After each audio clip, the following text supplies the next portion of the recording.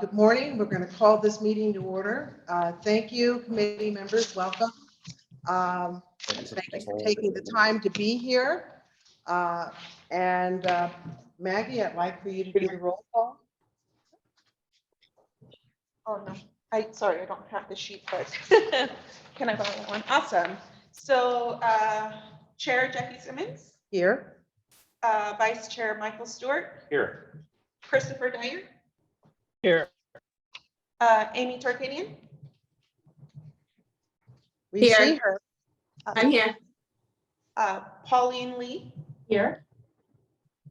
Carlos Padilla, Here. Derek Rinson. Here. Good to see you, Bishop. Tammy Tiger let us know that she wasn't going to be here today. And Daniel Lee. Here. And awesome. We have quorum and myself here. Thank you very much. Okay. The next item is public comment. Maggie, do we have any public commenters at this time?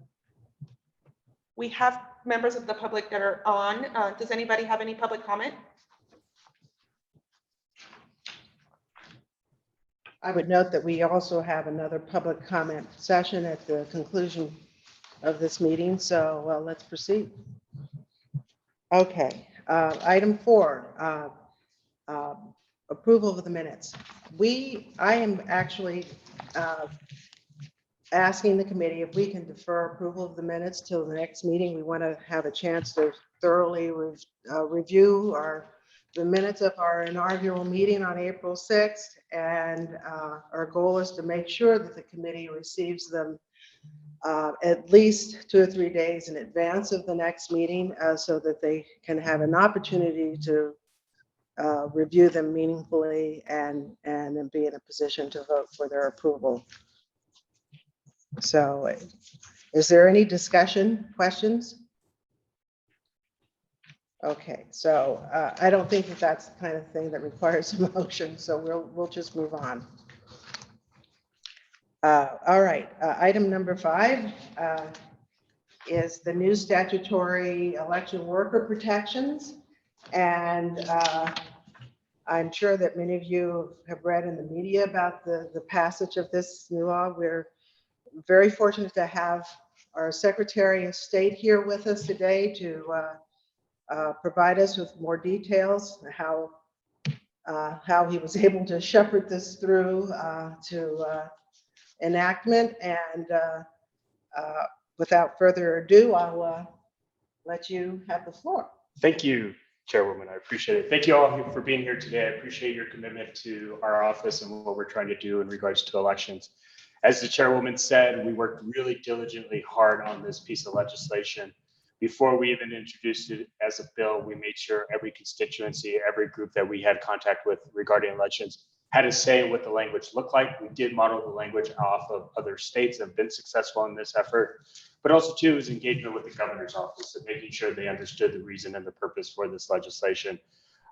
We were grateful for the overwhelming support that we received in the committees, but also too to get unanimous votes off of both the Senate and Assembly floors, sent a really strong message that this was a bipartisan effort to ensure that election workers were protected. We have a shortage in election workers at the moment because people do not want to work in a place of fear. They want to feel comfortable in their workplace. They want to know the work that they're doing is being appreciated. And like I say, election workers are the heroes of our democracy. Without election workers, without volunteers, we don't have the election system or the process we want. And so we need to ensure that they feel safe. And I think this legislation helps us send that message that Nevada is serious about protecting its election workers. We want people to come do what we need them to do, and we need to encourage that engagement. And again, 80% of election workers are women. Those are our daughters, those are our sisters, those are our wives, those are our mothers. And we don't want any of them to ever feel that they operate in a sense of fear. The next step in making sure this legislation moves forward is meeting with the local law enforcement to truly understand what this means and how do we make it work so that, one, we're not intimidating a voter, that everybody feels welcome, but also two, we have a process and a system. It's also engaging with the DAs to understand what their role in this process is. And so I welcome any comments, questions, thoughts, but I'm really excited about this. We also passed some anti-doxing laws, which will prevent election workers from having their personal information shared with the general public, which sometimes, as a former chair of the Nevada Athletic Commission, this occurred a couple of times when we make very hard decisions. And I can tell you it's not fun, but it's also too, I understand the context of it. But what ends up happening, it's the third party individuals that are around you that suffer the most. And so we're really trying to protect this holistically from a large perspective. So, any questions, thoughts, comments? Hello, sir. This is Christopher. I do have a thought that I'd like to share. Yeah. And I mean, and I'll just kind of speak to it because there's obviously a particular party who stepped up and brought some of these things to the table. And with that said, it's a party that I'm a part of a lot of times and have been in the past. I think it's one of the things we want to do is make sure that this is enforced for every reason. I think that it's fantastic, but I want to make sure that it stays positive and nonpartisan. And I know that's your goal. I don't question that. But I do think we need to creatively make sure we talk about how we say what we say so we don't, I don't know, splash gasoline on people who wanted to bring some of that intimidation or fear or any of that, because that really doesn't represent many of us anyway. That's not what we're looking for. But we also don't want to throw words out there or whatever. I would just caution, and I say this is to make sure that we find a way to word this in a way that is just really taken that we're excited to step up with those who are helping with us vote. This is American, and just keep it there. And not that that's not your goal, but I know it's almost too easy to turn it around and go and point and say, look at those people over there, what they're doing, and put certain names in there. And I would just caution us doing that because I just think it's so crucial that this really does implement well, and that we don't have a party against implementing this because it is that important. You bring a great point, Councilman. And this is not meant to be a chilling effect on the First Amendment or people's right to, criticize or offer suggestions on how to improve the system.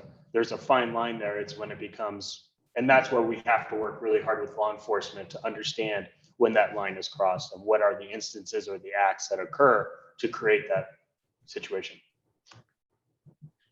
Thank you for your comment. I agree with your perspective, and thank you, Mr. Secretary, for emphasizing, related to your point, Councilman, the bipartisan effort, the unanimous support in this committee because that was not well publicized in the media, unfortunately, as much as I wish it could have been. That it was a wonderful, it was a beautiful moment of bipartisanship and a rather protracted, I won't characterize it any more than that, session.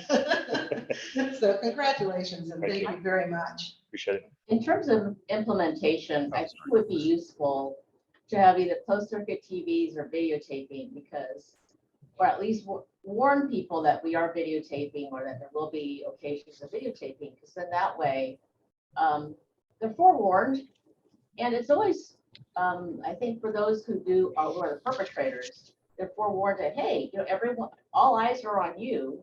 And I think that's a really great way to actually monitor behavior in a positive way, as opposed to stationing bodyguards or personnel. Yeah. I think it's a really great way to have more videotaping and closed circuit TVs around.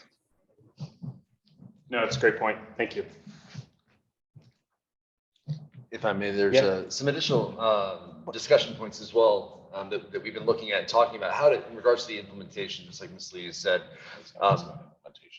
the specific, there are a couple areas too that, and to your point about identifying, right?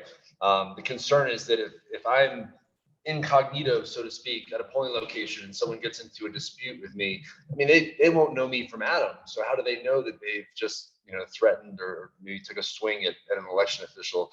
So we've already started to talk about that, whether it's increased signage, whether it's standardized, kind of a flamboyant, best sort of thing as a means to identify, even going so far as to incorporate, potentially mandatory de-escalation training to highlight, hey, just to be clear, I'm doing my job here. I'm part of the team on the elections officials team.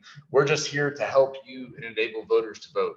those sorts of opening statements as a means of de-escalation, just to help, like you said, again, there's a lot of passion associated from everybody across the state, right? So when it comes to elections, and we don't want this to be a punishment for something that people didn't realize they were doing at the time. So we're trying to achieve that de-escalation to help everyone focus on voting as a process, allow us to do our jobs, so that we can kind of carry on and do what we need to do, and not have it just be, well, you took a swing at me, now you're gonna get arrested, and you had no idea who I was or what was going on, those sorts of things. But it is very much a concern in an area that we're looking at identifying means to implement. And I would just say, this is Michael Stewart for the record. I would just say I had the great opportunity to work as a polling place manager at the last election. And we had one little incident that we had to sort of take care of, but I think de-escalation training for your poll worker managers would be fantastic. So, and just make that part of their, training process. So, and just, yeah, and, get people to, teach them tricks of the trade to sort of calm people down and engage in a positive way. So that's a great idea. I have a question, and obviously, maybe someone here can answer.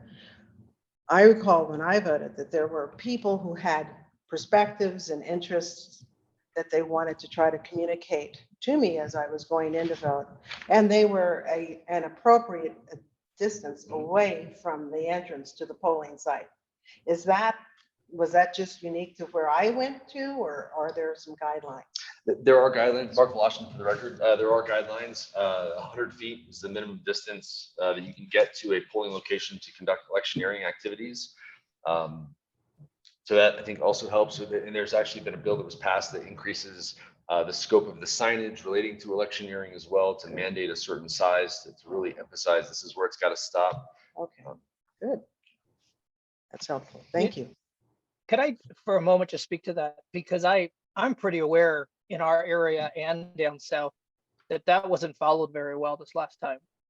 And at least from what I've heard, or I saw some videos of, and I don't know if there's a way to help that, because that is very intimidating to anybody who's trying to vote. If someone who you're not voting for, or someone from a different party, or you name it, was in your face all the way, trying to push. And so I don't know if there's and it's hard because we have policing, but our police can't really take care of that. So I don't know the right answer, but I actually don't think it's followed as much, at least some of the things I saw.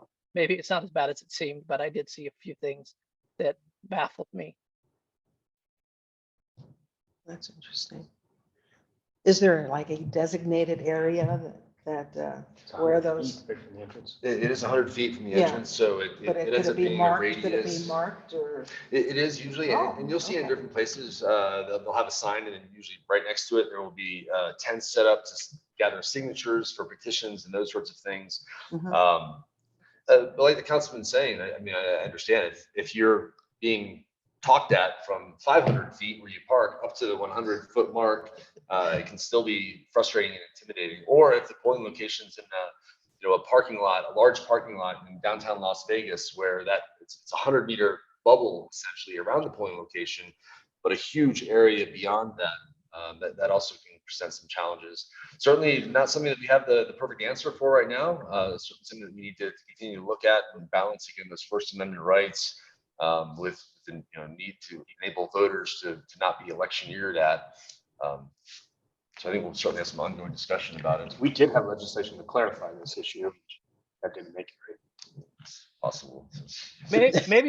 Maybe my question is let's say, I'm an elected officer, so I can say this. I'm running for 2014 for city council again, and I'm found that I'm doing this.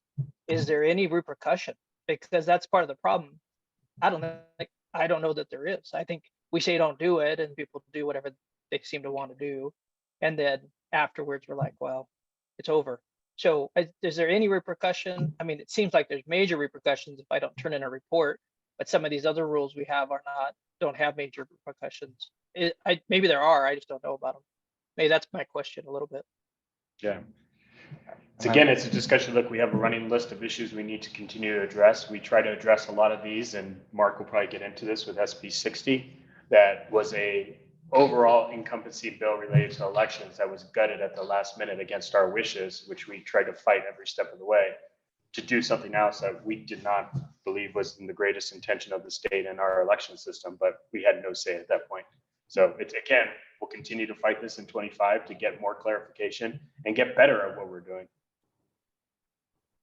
And I think too, if I could just add, this is Amy Tarkanian, is we will leave the names out, but there is a certain candidate that has a lot of paraphernalia and items to choose to wear.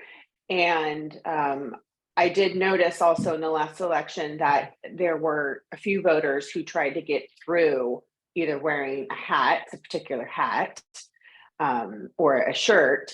And I noticed that only one of the poll workers was either aware or brave enough to actually say, I'm sorry, you either have to turn everything inside out and take it off, or you have to go home and change. But others seemed pretty docile, or maybe they weren't aware.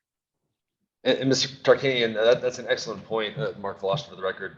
And actually, I was going to ask Mr. Stewart about your experiences, because it becomes a balance, right? Like either you step up and address it. This happened in the 2020 election, telling people to take off masks, take off shirts, then you get into arguments, then you're distracted from doing other steps to support other voters, maybe that are looking for ADA machines and those sorts of things. So it becomes a discussion point of, well, what is ultimately more important? Do we quickly escort someone through that wants to wear a shirt? Do we let an individual who understands the law and read it, and it actually doesn't specify that you can't electioneer necessarily for that election. So if somebody is wearing their favorite Rutherford B. Hayes shirt, technically that's not allowed at the polling location either.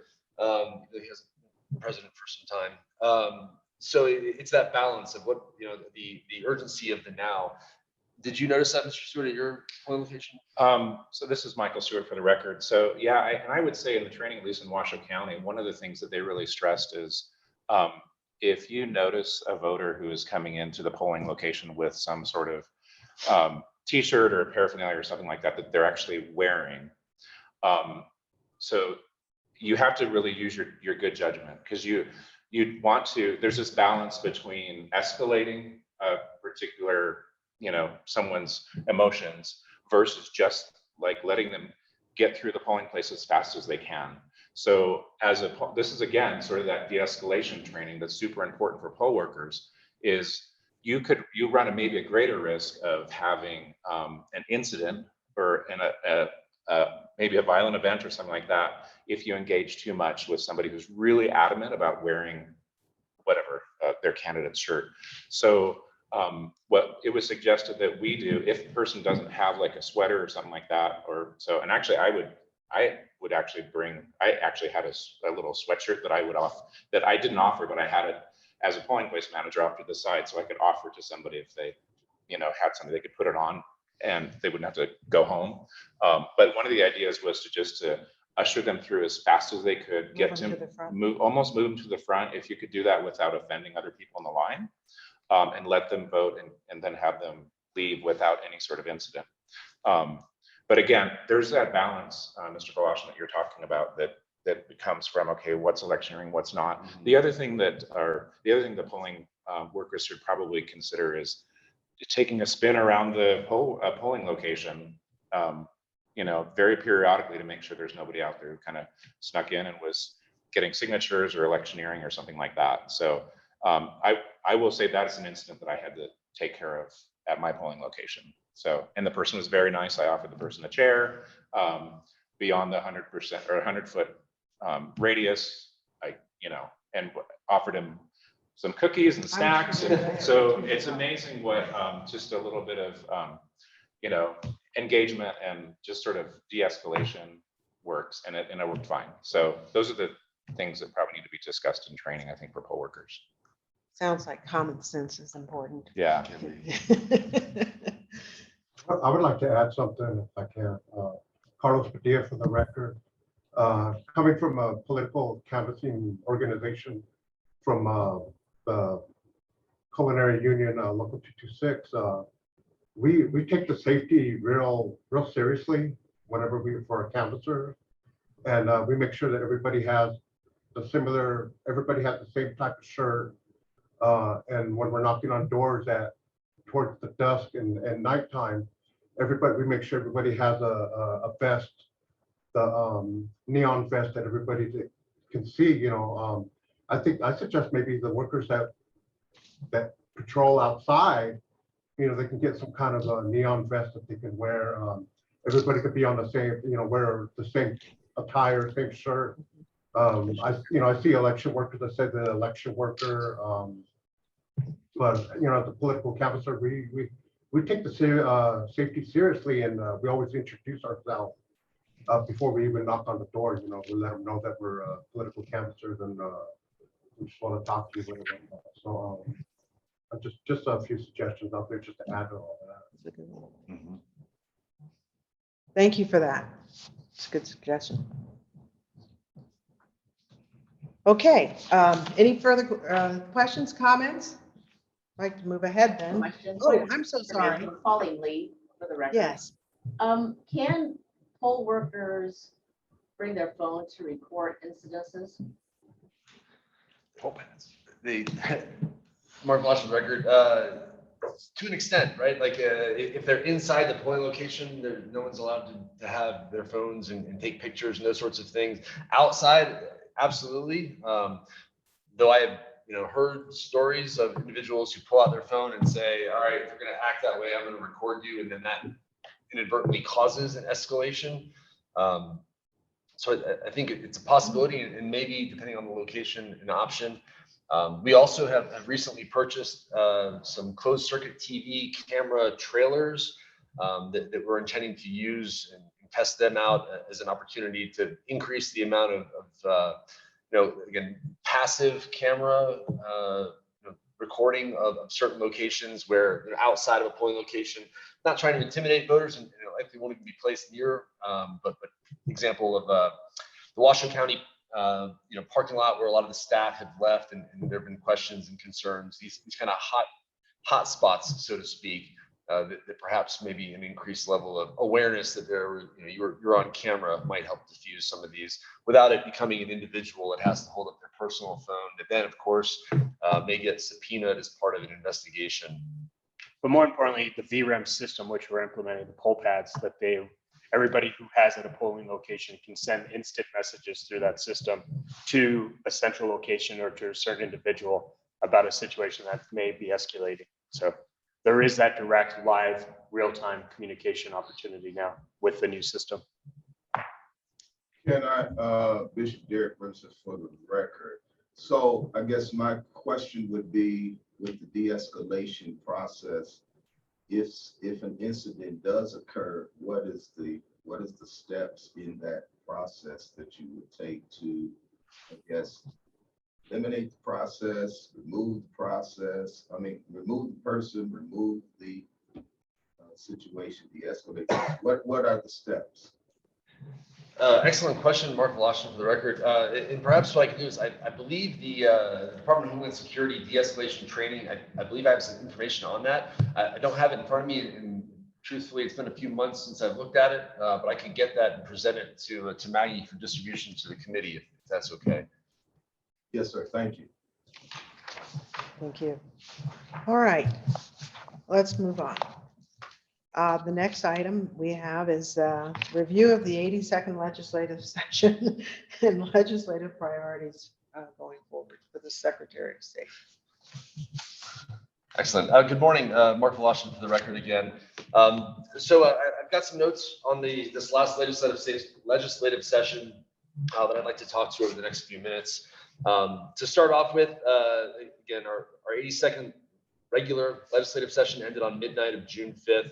And while there were, I know a lot of folks have focused in on the 75 bills that were vetoed for a number of reasons. I'm going to keep my discussion today focused on those bills that are specific to the election community, with one very quick shout out to our securities bill that unfortunately also did not survive.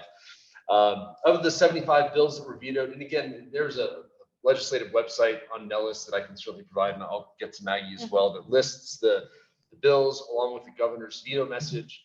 So I will not go into the governor's rationale for vetoing, nor will I comment on those, but simply highlight that there were 4 elections specific bills that were vetoed. We had talked about them during our previous meeting, so just so that you're aware, Assembly Bill 394, that was the bill that, among other things, required the development of a regulation and specified that ballots were to only be counted once. Senate Bill 404, that also enabled, or would have enabled rather, the counting of ballots slightly earlier than previously, or as it currently stands in statute. Assembly Bill 246, which among other things would have expanded language access. And then Assembly Bill 242 was an accessibility bill that also would have mandated the use of mechanical tabulation. Those 4 were of note, election bills that were vetoed. Of the 611 bills that did make it to the governor's desk, though, and the 536 that were ultimately signed, the bills that the Office of the Secretary of State had put forward, while it may have seemed that they have marginal success, when I look at the numbers directly, it doesn't quite seem that way. And to go over some of the bills we talked about earlier, Assembly Bill 64, that was a bill that we had proposed to address some issues with campaign finance. Again, there's a great number of individuals who submit $0 contribution and expense reports that are still under that same max of $10,000 for a fine for missing the report. We were attempting to address that to not discourage people from running for office. That bill did not pass. Assembly Bill 59, this bill was related to the privacy of election officials across the state. This was actually incorporated, while the Assembly Bill 59 did not survive, elements were incorporated into Assembly Bill 225, ensuring that election officials do have the ability to, and I'll talk about that here in a moment, have the ability to request to get into the confidential address program. Senate Bill 53 was addressing candidate filing dates for non-judicial candidates. Again, the kind of crux of that bill was to address voter confusion in our current statutes, the time period to file for office. And there's a period of time to withdraw, followed by a period of time to be challenged. When that process is followed to a T in the courts, it simply does not line up with the logistics of printing of a sample ballot or the statewide ballots.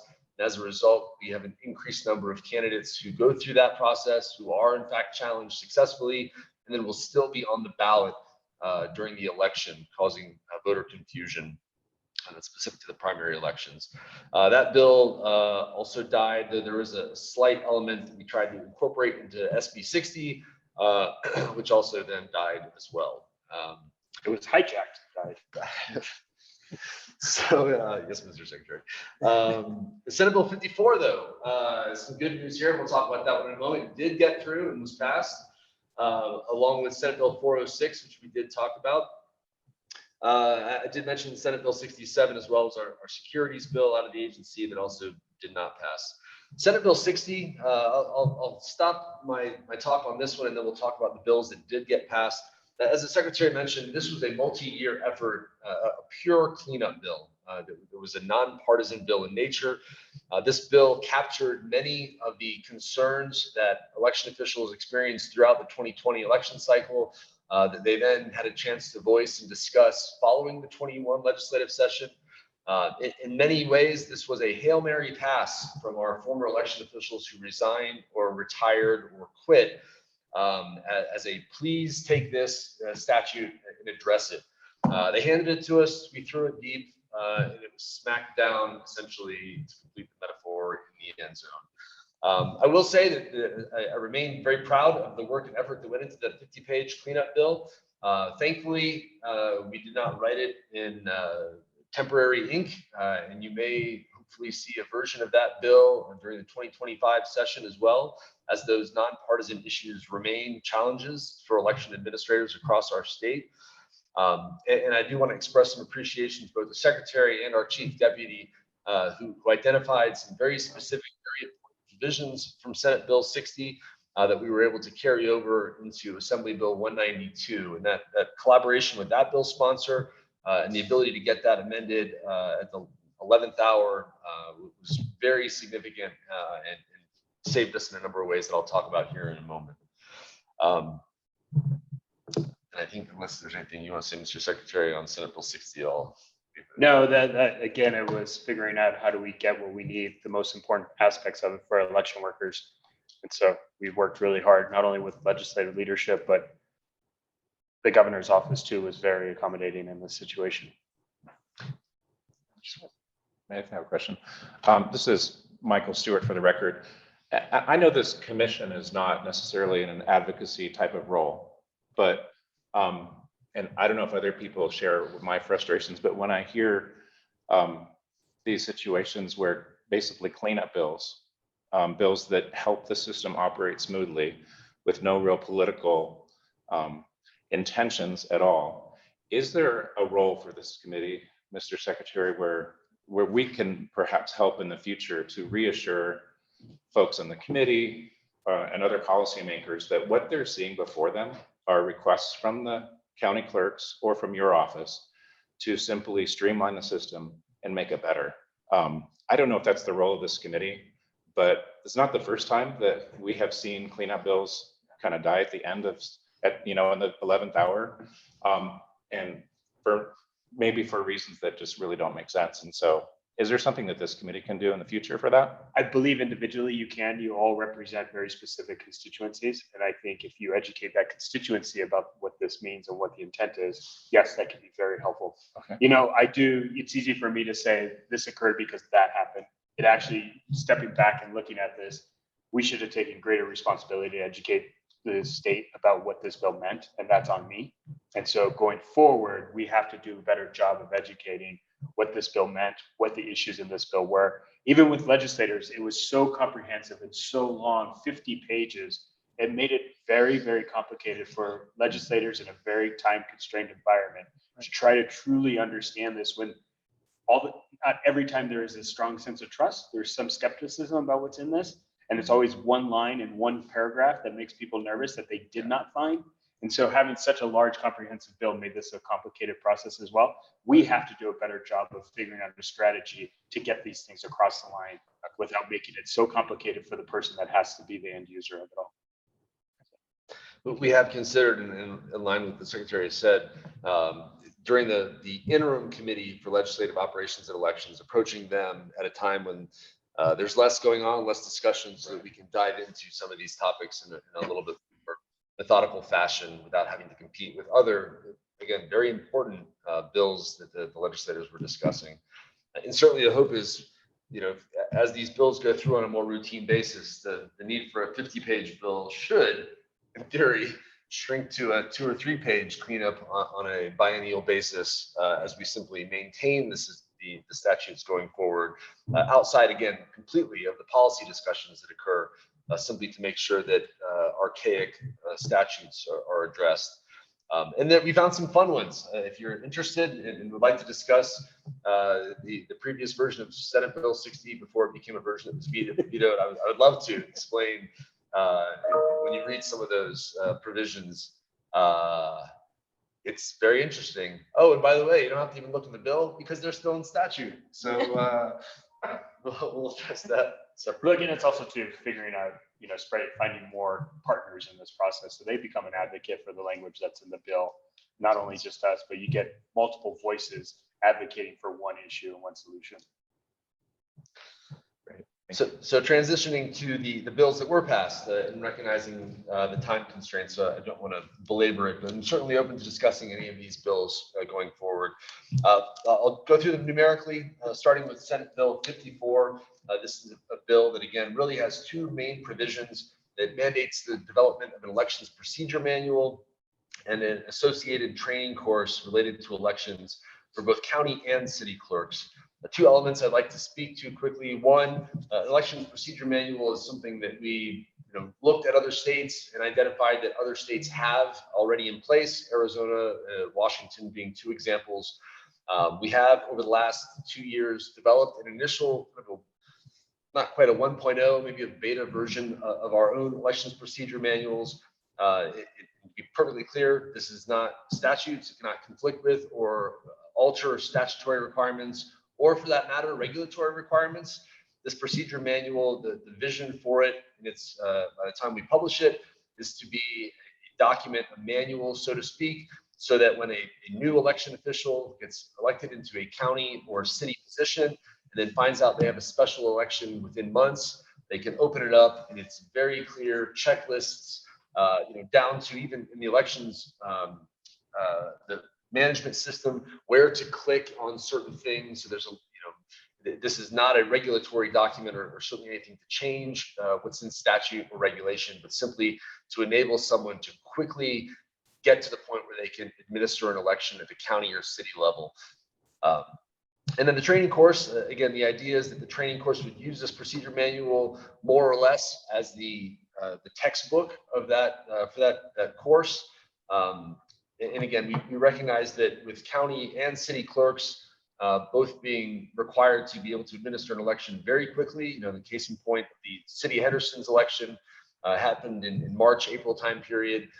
Thankfully, the city clerk had been around for a bit. Thankfully, it was in Clark County, and they have a very robust and experienced elections team, even with a new registrar. But that could have easily happened in one of our other 17 cities that have a city clerk. There's 18 total.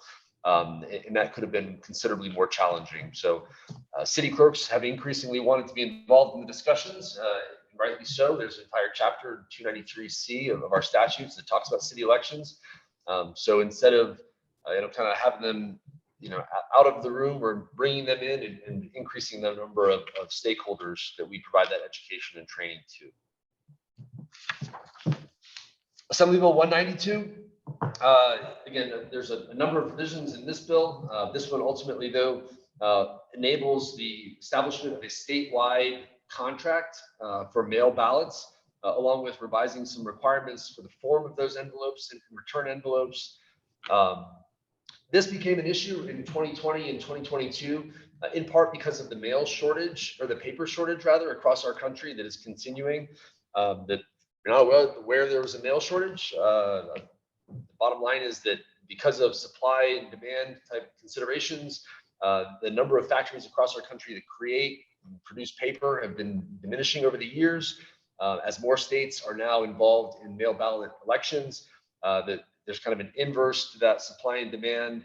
And as a result, we had counties where we had said, you got to contact your vendor, make sure you're good with your paper for your mail ballots. And they were told, yes, you're good. Yes, you're good. All the way up until the day they were told they were not good. And the vendors, in some cases, pulled out weeks ahead of elections, leaving the county clerks to scramble to find replacements. This again, at first it started with our smallest county, Esmeralda, who thankfully the clerk was able to find a solution.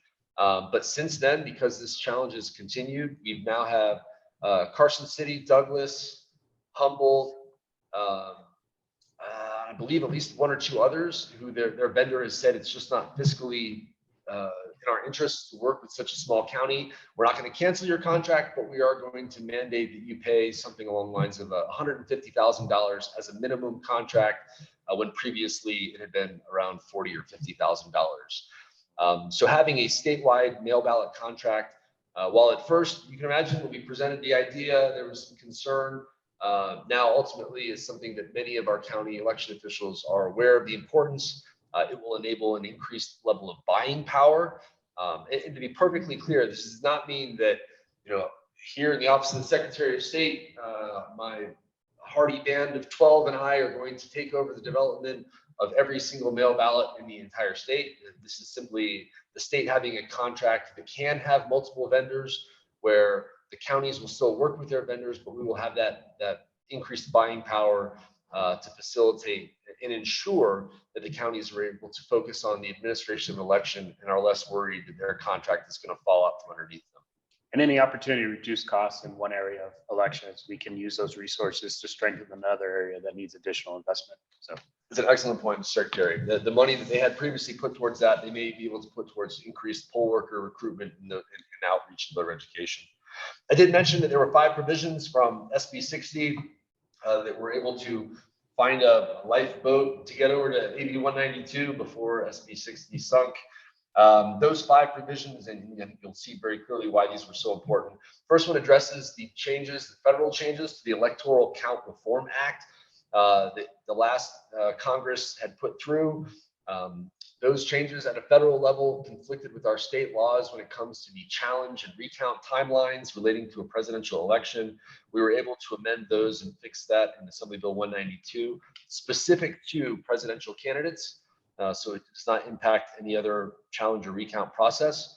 It provided some clarification about the risk limiting audit process and gave us the statutory authority to do that process, including touching ballots that previously would have been prohibited after the canvass, but before the Supreme Court canvass, to ensure the accuracy and again provide an extra level of reassurance that the tabulation was done properly. There's a provision that said that it was against the law to tamper with the computer program for a tabulation device. Nothing else. It doesn't matter if someone messes with the tabulation or the computer program of the election management system or any of the other computer programs that existed. That was addressed as well. So now it's any computer program, right? You can't just get in trouble for hacking a tabulator, but really messing with any computer program. It added the newest branch of the Department of Defense, the U.S. Space Force, to the definition of a covered voter who can actually use our UOCAVA system, the EASE program.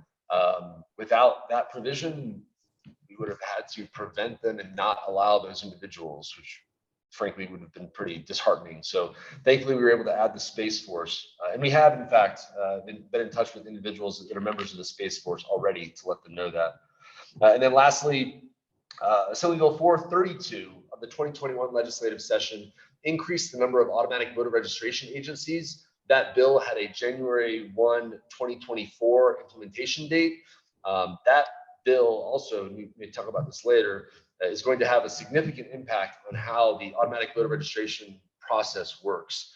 As you know, the DMV process currently requires a voter, after conducting a covered transaction, to carry their opt-out form to a red box near the door, fill that out properly, and then you opt out. This bill shifts that responsibility to the counties and increases the number of automatic voter registration agencies. To do that in January of 24 would have required significant technical change and procedural change as we are moving into this implementation for our top-down VREMS project. So by delaying that to January 25, it now will be lined up sequentially so that top-down system will be in place. Then the implementation will be worked towards during the 24 calendar year. I do want to add, it's nice to talk about election stuff with people that understand it too, by the way. I don't see any of the blank stares that I normally get, so thank you. Senate Bill 216, this one relates to our tribal nations. It requires the county and city clerks to schedule meetings with each Indian tribe located in whole or in part within that county or city. I've already been in touch with a few clerks and registrars who are doing that right now and scheduling those appointments to make sure that the tribal nations are aware of their opportunities in regards to voting opportunities. It also expanded the use of our UOCAVA system, the EASE system, to encompass tribal voters as well. There was some discussion about how many of our tribal nations don't have strong Wi-Fi or internet at their locations. But again, the tribal EASE bill, it can be used, for example, when they're going to purchase groceries or are in a location that does support increased internet. And frankly, again, just really expands the access so that they have more opportunities to vote effectively. This one, and actually we'll talk about, there's another bill that touches on the tribes in a moment that I'll cover as well. Assembly Bill 225 is the one I mentioned earlier. Not an election specific bill. This one is holistically approached and discussed the confidential address program and what that process looks like. But Assembly Bill 225 does include provisions to allow election officials to request access to this program. There's a requirement in the bill that they have to provide evidence that a threat has existed within the last 5 years to a person who holds a similar position as the petitions. So it's not necessarily that you have to wait to be threatened before you can get request access to this program as well. Assembly Bill 286 This is an act also relating to voting, but specific to individuals in jail. So again, just to be clear, we're not talking about prisoners who are felons who have lost their constitutional right while they are incarcerated. This is eligible but incarcerated individuals who are in jail. So again, there's a number of scenarios where this happens, but individuals who are in pretrial confinement and the like. Stating that this bill requires that the individuals who administer a county or city jail have to create a policy to ensure that those eligible but incarcerated individuals still are able to register and cast the ballot in a safe and secure manner without coercion or intimidation. Senate Bill 327 is the other tribal bill. This bill requires, it's a significant change from the existing law. Previously, the tribal nation had to request to the Office of the Secretary of State or their county election officials the establishment of a polling location for early voting, election day, or a ballot box or all. This bill flips that essentially on its head, so that instead of a tribe having to request it, the tribes now have to opt out, and the county election officials have to plan for and provide these opportunities unless the tribe asks otherwise. We have heard that there are tribes that have already stated, that they don't feel this is necessary, that particular tribe. But again, between the previous bill that forces the county and city election officials to engage with the tribal nations, and then also this bill, it's going to make sure that the tribal nations and the tribal voters have access the same as anyone in any rural or urban area across our state.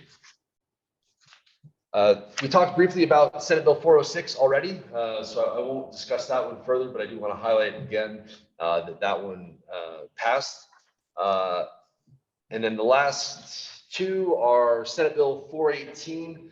Senate Bill 418 was kind of an obscure one, bit of a deep cut for those that weren't paying attention to every single bill like we were.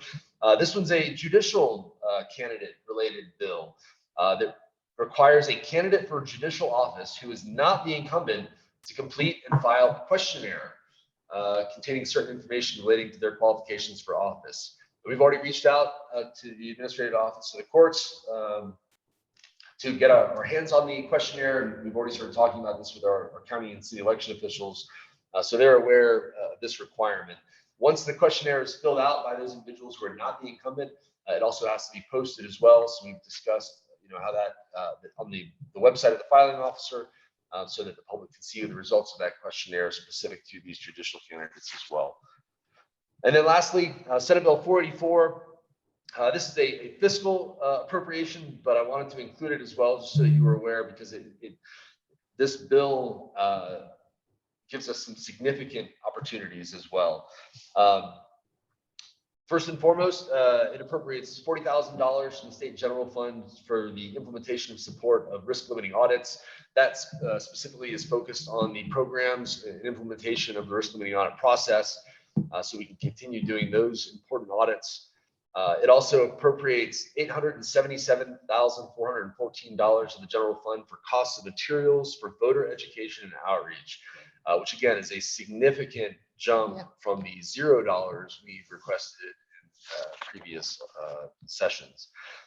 We've obviously, the very specific nature of that request highlights the amount of stubby pencil work, so to speak, that our county and state staffs have worked on to identify what a true effective voter education outreach program looks like. I know our PIO, Cecilia, again, this is going to be an enabling function for her as well, to again, really reach out and provide some significant education and outreach as we approach the election cycle. And again, right, like we're 183 days away from when ballots have to be mailed on December 23rd, prior to the presidential preference primary. It's for our military and overseas voters. So that the intent is not to spend all of that money between now and December 23rd, of course, but to think of the best way to maximize our outreach, certainly in consultation with this group, so that we can inform voters about the three elections, help them understand the nature of the presidential preference primary, some of the challenges that they're going to hear about relating to it, but then also we're aware of the closed June primary and then ultimately our November general. So I'm very excited to see how we work forward in that direction. Next, it appropriates $90,000 for signature verification services. This is more specifically for the curing program, that application, so that voters can cure their signatures, using their cellular device. If their signature on a mail ballot comes back as being questionable, currently voters are required, election officials are required to use whatever's in the system, which has been primarily mailing address as the requirement. Certainly, there's been a number of folks across the state who have removed or made confidential their email or phone numbers, but I think we're going to tie this into that voter outreach and education. If they provide their phone number, they can sign up for a service and then be able to cure it, just to make sure that their ballot counts during the 24 cycles. And that again is uniform across the state, not just for one election, but for every election that is conducted, including potentially our 4 special elections that may be coming up here in the next couple of months. 2 more appropriations, one for $228,000 for tracking and notification system for mail ballots. It's a ballot tracking system, again, used across the state to ensure voters are aware of where their ballots are at in the mail streams. And then lastly, and I probably should have started with this one, but it is in section 5, so numerically I think I'm still safe. The $25 million for the Secretary's priority of the VREMS project from the general fund, but then also authorizing the $5.5 million for use from the Help America Vote Act grant as well. So $30 million to enact that top-down voter registration system that will benefit election administrators, voters, the public, the press alike. Any questions at this time on any of those bills? I have a question. Yes, sir. Stanley, for the record. Was there any legislation regarding, so you mentioned the curing that app, but were there other things to ensure timely counting of the mail ballots? Especially like things were, looked pretty good last time, but that was a midterm election, so the volume is just going to be higher. Were there any appropriations, given to that could be funneled to the counties to help have enough resources to get through those ballots? That's an excellent question, and Mark Washington for the record. While there were no appropriations specific to addressing throughput at the county level, it has been a topic of discussion on a weekly basis, as you can imagine. The clerks and registrars themselves have been talking, in many cases, there are county level appropriations and improvements that have been made, but across the board, the mindset is shifting from one of, well, if we have 10 days, what's the rush, to let's maximize our throughput, process ballots appropriately, so that we can identify signature cures, so we can inform the public of the results after the polls are closed in a much more specific manner. Truly, right, when you think about the nature of our counties, Clark County with its 1.3 million voters, their requirements are significantly different than Esmeralda with its 628 voters as of last count. But every county is looking very closely at the infrastructure, the physical locations that they have, the machines that they use. A surprising number, to me anyway, of our new clerks have looked closely at their processes and said, we do need machines where we had not used machines previously. And there are new commissioners who are open to these discussions and excited about increasing that throughput. So while there were no appropriations, it is certainly something that's been very much so on our minds over the last couple of years. I have a couple questions. This is Amy Tarkanian for the record. When it comes to curing the ballots, for example, in Douglas County, I know you kind of cracked a joke about the 10 days, but you're right. I mean, that goes by fast when you're trying to track people down. It even came down to the point where I waited in front of people's homes for them to show up from work and get them to fix their ballot.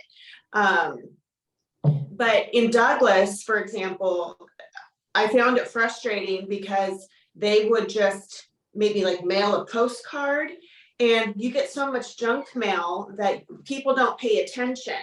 So I don't know if there's any other way with the way that you now have this money coming to your area for this particular I guess for this particular area, on how to improve that statewide, because most people just toss their mail and they don't pay attention. And so when I would finally get a hold of somebody, they act shocked and surprised, and they act like it's the first time they'd heard of it. So that was really frustrating. And then the other thing is, I know this has nothing to do with curing the ballots, but when I went to go vote and they looked at my signature, you would have thought I signed it with invisible ink. And they still let me vote because they knew who I was.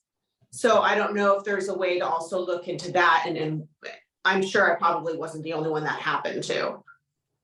Yes, ma'am.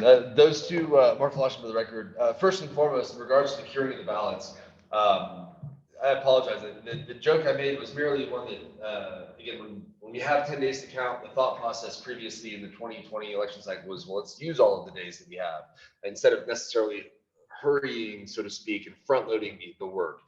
In regards to the curing of ballots, though, county election officials are limited by what information is available. If there's only a mailing address, then the only possible method they have for notifying the voter is by posting it on a website. I suspect not a lot of people go to those websites to look proactively to see if they're on there. But then also it is through a mail notification. And I agree completely. I haven't looked at my mail in a very long time, outside of looking to see if like my children's birthday gifts from my parents arrived, sort of thing. But because we are limited to only what's in that voter's registration, again, truthfully, right, some of the parties have found success because while we may have John Smith and only have John Smith's mailing address, if he's a registered individual with a major party, they may have more access, email, phone numbers, and other things, and other means to contact that individual in a way that they would have otherwise hidden from us. But I think part of that outreach effort truly will be, if we can get your email and phone numbers, then we can notify you to increase the odds that somebody's made aware of that. Because here's another thing that we've already identified as being a challenge for the general election this coming November. Veterans Day is November 11th. It will be on a Monday. So when you think about election day is Tuesday, you have to accept mail ballots and postmark properly up to the 4th day after, and then we have 2 additional days for curing. That curing timeline for those last ballots that show up goes through a Friday, a Saturday, Sunday, and then a Monday federal holiday. So what we saw in 22 was we would mail out curing notices because of the mail and the long weekend. By the time the voter got it, it was a week after. So in other words, a day after that last deadline, they would come in and say, oh yeah, I just got this in the mail. I'd like to cure my ballot. We said, sorry, the deadline was yesterday. We can't legally do anything about that. So truly, any way we can increase the level of awareness to watch during, again, that unique time right around the election, to actually read the postcards that come in, is going to be all the more important. Again, looking at a February 6th, June 11th, and November 5th elections too, you can see how there are going to be some challenges that we have to face in regards to the other events that are going on around those times. And Mark, too, just one last suggestion, and I know we don't have everyone's phone numbers either, but most people have a cell phone, and if they include it, I know it's very inexpensive now to even do like drop texts with a link if people need to cure their ballot. That's just a suggestion. Yes, ma'am. Absolutely. We're looking at anything, so I appreciate that. And then lastly, signature verification. We focused heavily on signature verification for the mail ballots, the envelopes specifically. We are also now increasing our focus on signature verification for in-person, making sure that those poll workers are aware that if the signature does not match in person, again, they have an opportunity to address that with the voter. They can't tell the voter, you have to show me ID. They can say, we have questions, we need you to show your proof, prove otherwise. And there are 3 opportunities under our statutes that allow a voter to identify themselves. So we're making sure that the poll worker training at the county level addresses that as well. This is Jackie Simmons for the record.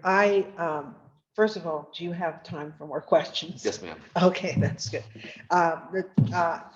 Thank you, Amy, for bringing up that point. I have a related question. Obviously, it's an opt-in procedure, how much information you provide with your registration. And certainly there are clear benefits, especially if you vote by mail, to have that contact information. one of the things that I believe came up in 2020, I don't know about 2022, was there was this discussion that, oh, if you provide your information, for this, that you're going to then be subject to all other kinds of potential enforcement actions, like you could be, a parent that's behind on their custody payments, or, you've got a bench warrant out for a traffic fine or something like that. And it's voter suppression is what we're talking about.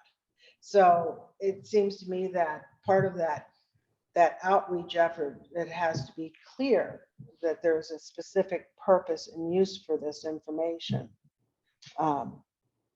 so that people will participate, because that's what we want. Yes, ma'am. Totally agree. And I think that was part of the challenge too, when it came to the emails and texts. Individuals contacted the office or the counties and said, take my email and text off. I'm getting too many, texts and messages from a number of different groups. In many cases, again, well-intentioned parties and advocate groups just trying to make sure that they're aware of the election dates. But because every one of the 50 organizations reached out very well-intentioned and meaningfully, they cut us off from having access to that information in a way that ultimately didn't work out for them. So it's an ongoing challenge, and I'm excited to see how Cecilia helps address that. Not to throw it directly on her plate, but. Following Lee here, what was, just curious, what was the rejection rate on the signature verification? Mark Velosh for the record, I thought for a second somebody would ask me that, honestly, and I apologize for not bringing that with me. I will get that to you as well, make sure that Maggie has that. Okay, Quick question. Mike. Thank you, Madam Chair. For the record, Michael Stewart.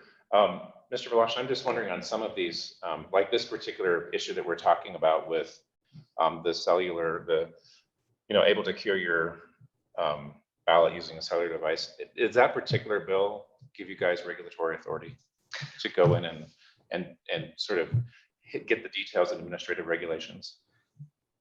Or can you just do that anyway as because I'm just thinking about you could really have a pretty informative reg hearing and get the counties involved and there and say, okay, well, maybe some solution would be to provide something within the mail ballot itself, a detachable piece where the voter could, put a perforated thing where they could put their cell phone for just the purposes of curing a ballot should there be something wrong with the signature. So then it could be detached and not actually attached with that ballot to protect voter secrecy. But at the same time, the elections office would have that in case they had to then, contact the voter. So maybe that's something to consider for regulation. Or something like that, where it could be, the voter could be contacted via cell phone to ensure a faster curing program. But yet it would be then separated from the ballot at some point. Or some sort of potentially I give you my cell number 30 days from now, maybe for like the month of January or November or something, and then it's destroyed or something. Yeah, exactly. Anyway. Potentially. So yeah, it's certainly worthy of discussion, and regulatory review that we have that's ongoing. I think will be an ideal location for that sort of discussion. Okay. Thanks. Any more questions? Comments? I just have one final question, Mark. The VRAMs we've heard, I know this has been a long process that perhaps even predates you being our deputy in charge of elections.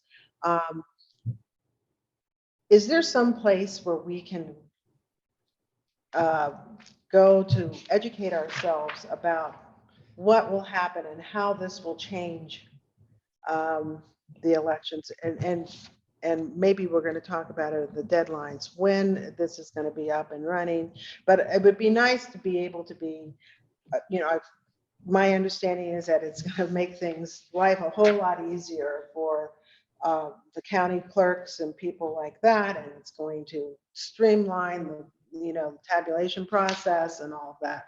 But this is just things you pick up in the press. Yes, ma'am. So I would like to go to the source to better understand it. Absolutely. Yes, ma'am. Mark Velosh for the record. And I'll make sure that Maggie has it. We do have a website on the nvsos.gov page that provides some information regarding the VOMs project.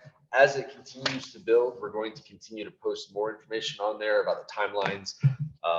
The goal is to have it in place, and I can speak to that, I think, without necessarily referencing our next agenda item by March 1st of 2024. The intent being that while it will be after the presidential preference primary, when you think about a statewide implementation, there's testing, there's practice mock elections that are going to be conducted.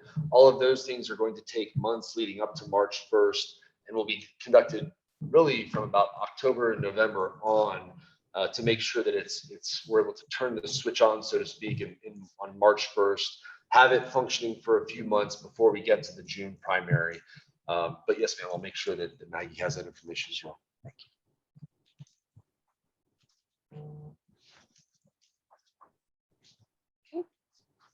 All right.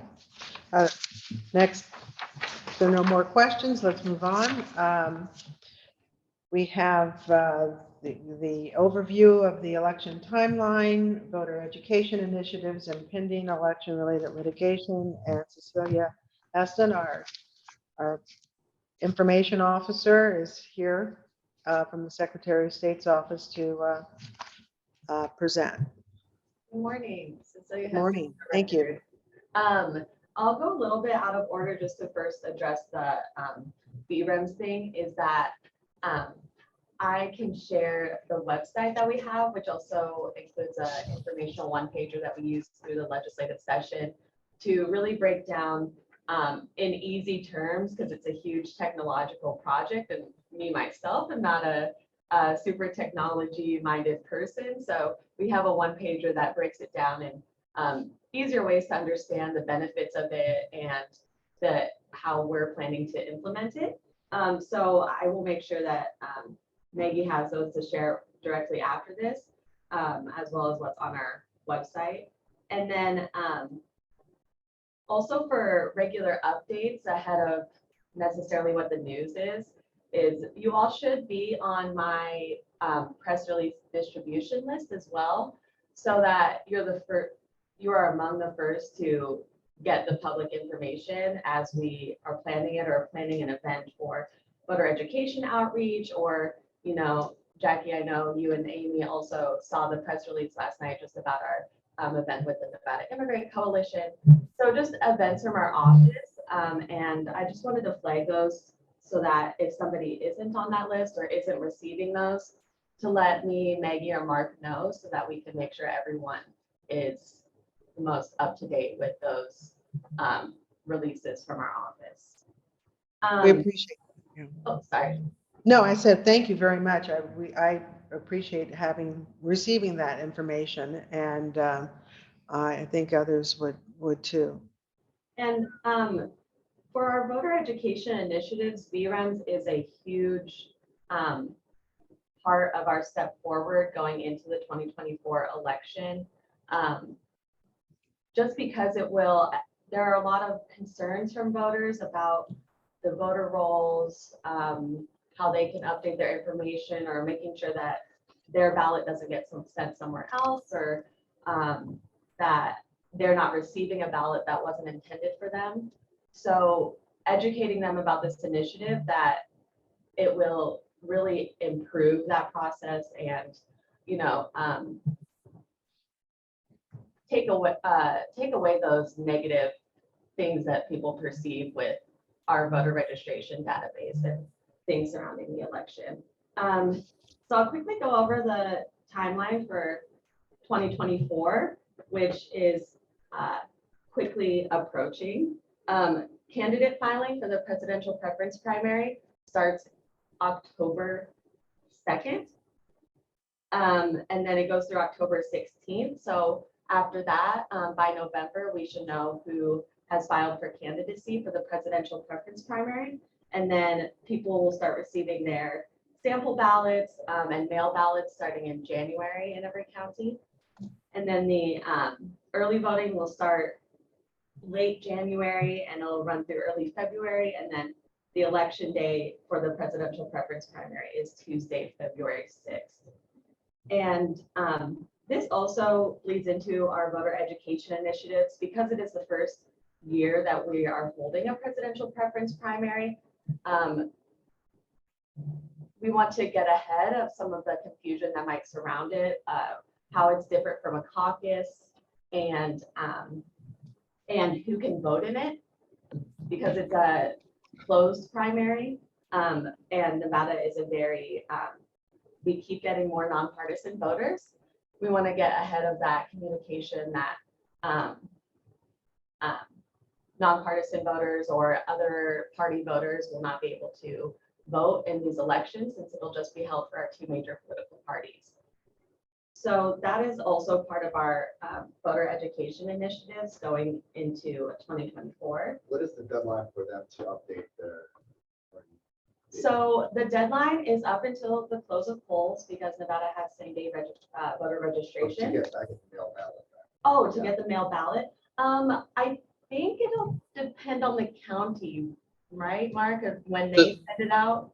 So by statute, Mark Bosch for the record, so if you're going to update your voter registration or register for the first time, it's up to the 13th day before election day. So if you register 14th, 15th, or 16 days before election day, you'll still get a mail ballot sent to you. Within that, though, you will not have a mail ballot sent to you. So just about 2 weeks before the election. Yeah, correct. Awesome. Cool, thank you. So Cecilia, this is Colleen Lee. So there, I think, is not enough information that you can actually change your party the day of, or even minutes before you vote. And I really would hope that we could get that information. Yeah, so this, it's actually been fairly interesting, and it sort of ties into the pending election-related litigation. So there's been a couple articles out in the news recently. The Nevada GOP filed a lawsuit that's saying that the presidential preference primary violates their right to hold a caucus or nominate who they want in the process that they choose. And then in the last couple of days, last Friday, the state filed a response to the lawsuit with the court, and basically opposing that does violate it, because the NRS says that doesn't dictate on how they choose their nominee, and doesn't say that they are required to participate in the presidential preference primary. The statute just says that the state of Nevada is required to hold one if more than one candidate files. So for the two major political parties. And Cecilia, if I may, just to provide some additional context on that, without getting into the details of the lawsuit, a similar concern and question came up in Washington State, held a presidential primary a few years back. They had a presidential preference primary for one party and a caucus. Both revealed different winners, the caucus and the presidential preference primary, which caused significant voter confusion about, well, why did the state run an election? What's the point in that if the caucus is going to pick somebody else? And ultimately, again, just like Cecilia said, the statutes say if there's two candidates for one major party, we're required by law to run the presidential preference primary, but essentially it's not binding. It doesn't mean that that major party has to take the winner to be their candidate for the general election. It's just a more, the argument, at least that is being made, is that, because it's a state-run election, it's not the caucus process. We're going to be mailing mail ballots. There's more accessibility opportunities, a greater opportunity to hear the will of the voter.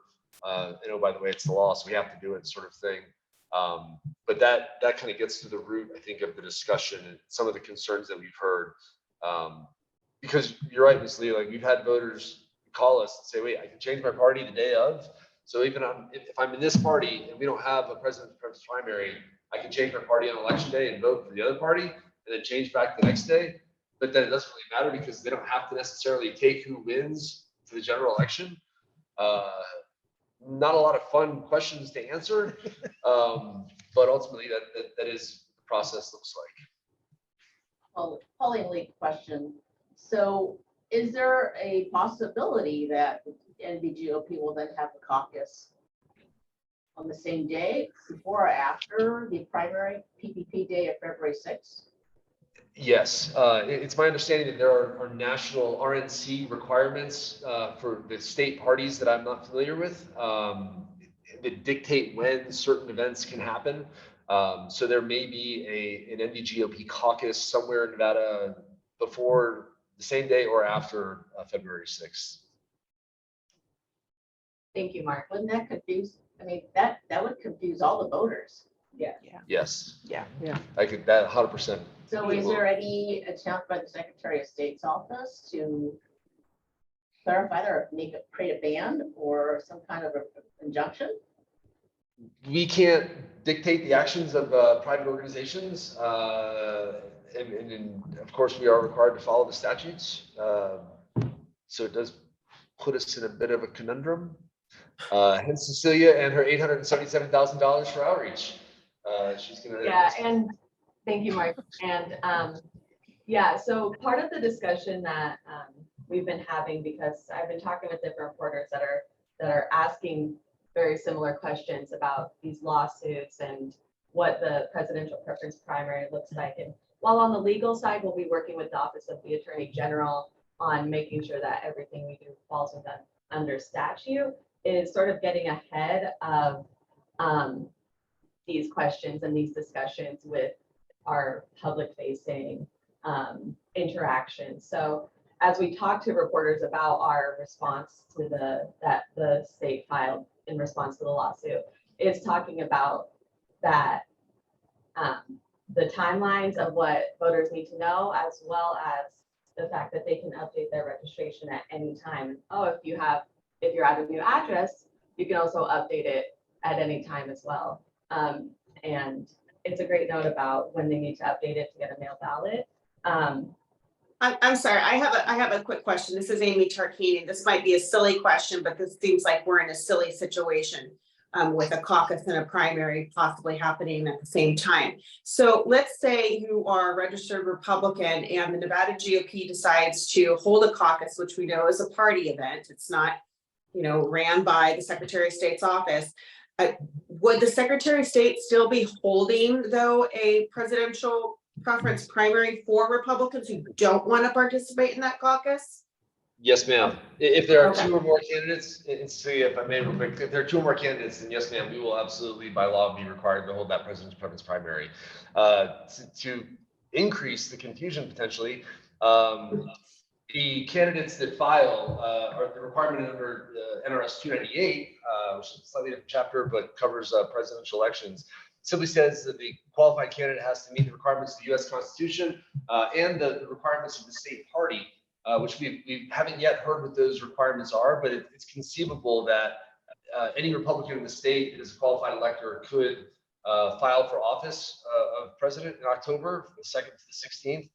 And that may be an entire separate list of individuals on the presidential preference primary ballot from who's actually involved in the caucus process. So we may get questions, how come the candidate that I saw isn't on the PPP ballot? Mostly they didn't file for office. Does that mean they can't run? No, it doesn't mean that. They may be in the caucus process. So of note, by the way, there's no filing fee for office of the president. That was also, not to throw it out there again, but in SB 60, currently, if you're an independent candidate, you have to pay $250, but nobody else has to pay. So typically, pollingly, with a caucus, they have some kind of a registration fee. Is that allowed under? caucus processes are different, Ms. Lees. We don't have any insight or discussion to that. You're correct, Pauline. There is a fee if you run a caucus.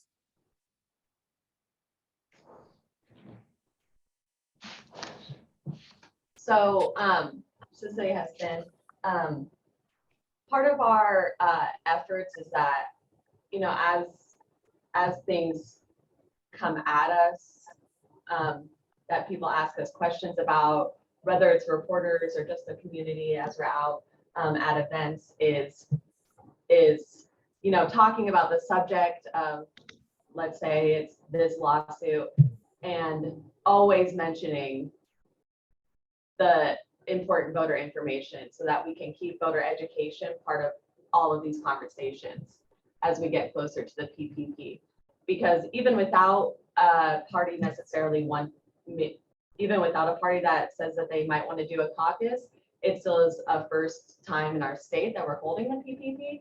So getting ahead of those conversations, as well as always including the voter education piece into the conversations, I think is one of the top priorities for us as we go into the PPP. And I can also share with this group a little later the Nevada Independent did a very good article covering at least this particular piece. And I can share that with us about that goes over the lawsuit, the response, and then the voter education piece that we want to keep reminding the community of.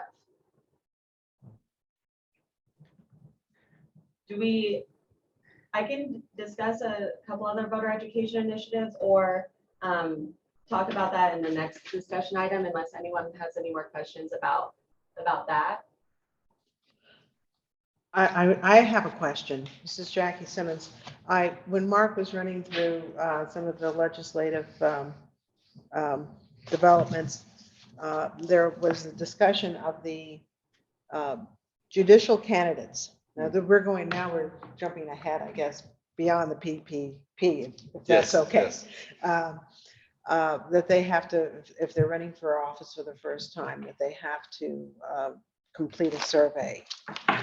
Is that survey requirement, does that have to happen before they actually, or is it part of their submittal to be a candidate? Mark Flossie for the record. Yes, ma'am. That is a part, as I recall in the statute, it talks about it being a document filed during candidate filing, which is the first 2 weeks in January. Okay, excellent. I do want to mention before we move on to the next discussion item is that myself and in our office are developing a more comprehensive strategic plan for the 2024 elections when it comes to communications surrounding it. And by the time we come to our next meeting, I will be sharing this information with you all so that we can collaborate and pose more ideas of what we want to do as we move through 2024. So by our next meeting, we should be able to discuss that. Cecilia, I'm sorry, this is Amy Tarkanian. I have actually already been asked on a number of occasions because of what I do for TV and radio about this particular topic. So I don't know if you're able to put together a quick bullet point of things that you think would be appropriate for me to share, so I don't get involved or get myself in a pickle or get this group in a pickle with any lawsuits or pending lawsuits. Yeah, I mean, it would be very helpful because I've been trying to tiptoe around it the best that I can at this point. Yeah, absolutely.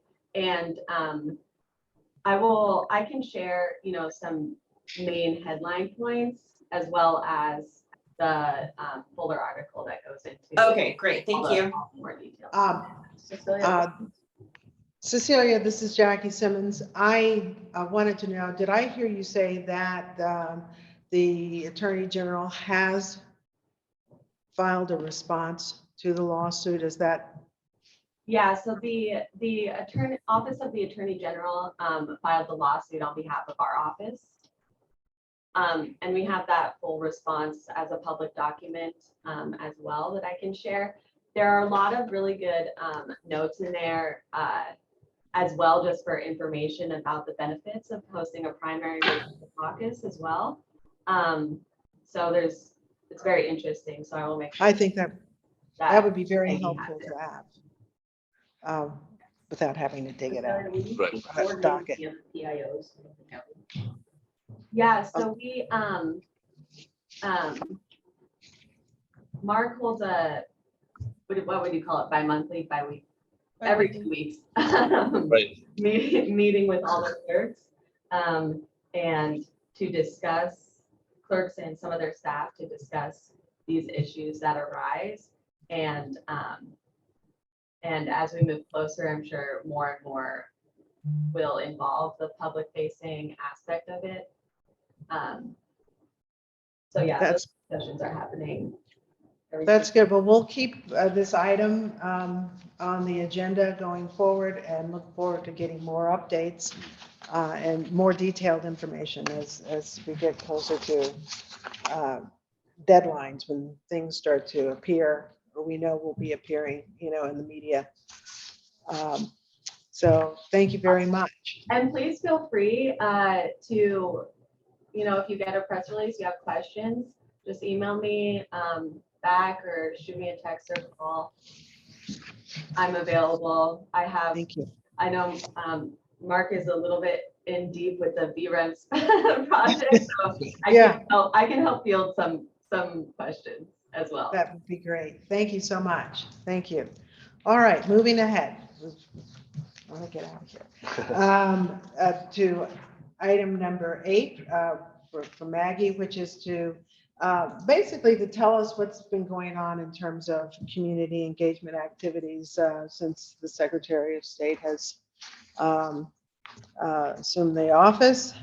And in particular, I think there was some interest in finding out about the reporting back on the recipient of the Helen J. Stewart Award and how that went. So I am actually going to pass that agenda item over to Cecilia. Okay. Cecilia has been very instrumental in helping us with the Helen J. Stewart Award. I'm picking it up during the session as we were very, very busy.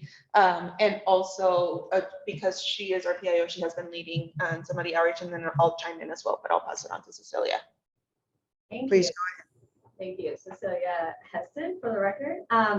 So this year we had 3 high schools that won the Helen J. Stewart Award for registering. I think it's 80%, over 80% of their high school seniors to vote. So that's either registering to vote or pre-registering 17-year-olds, as we can do that in Nevada. And so those 3 schools were Akipo Academy in Las Vegas, as well as Shadow Ridge High School in Las Vegas. And then Battle Mountain High School up in Lander County. And while the bar is at about 80% of high school seniors registering to vote, most of these high schools had registered like 95% at least of their high school seniors to vote. So really incredible efforts. A lot of these are led by just the social studies teachers, the government teachers, people that are very civically engaged. So that's really great to see. We were able to, we didn't make it out to Battle Mountain High School in Lander County this semester due to the crazy legislative session, but the secretary was able to hop on a Zoom call with all the seniors from that high school and talk with them about registering to vote and just what they're going to do after high school. And then we were able to go in person to Akipo Academy and Shadow Ridge High School here in Las Vegas. And at Shadow Ridge High School, the seniors, the government teacher collected all the seniors like in a little auditorium, and 3 of the other seniors gave speeches on why it's so important for the youth to use their vote and how their generation can make an impact and start deciding what the future is going to look like. So it's like pretty inspiring to hear them talk about this. And then at Akipo Academy, we were actually able to be there on the day where all the seniors were announcing to the school of where they were going to college. So it was a very fun day, and it's been awesome to connect with not only these high schools, but in the last 6 months, we've been able to visit several different schools and talk with students about voter education, a little bit about, business licensing, any young entrepreneurs that are in our state. And the secretary is very education is a very high priority for him. So it has been great to be able to visit so many schools in the last 6 months. And going forward, we definitely want to continue doing this. And, you know, part of our voter education initiatives, stopping by, you know, colleges as college students return and getting the youth involved that way in many of the different aspects of our office. But obviously, voter education, registration is a very high priority for that. And then also this year, Mark and the secretary have been able to visit 7 of our counties so far.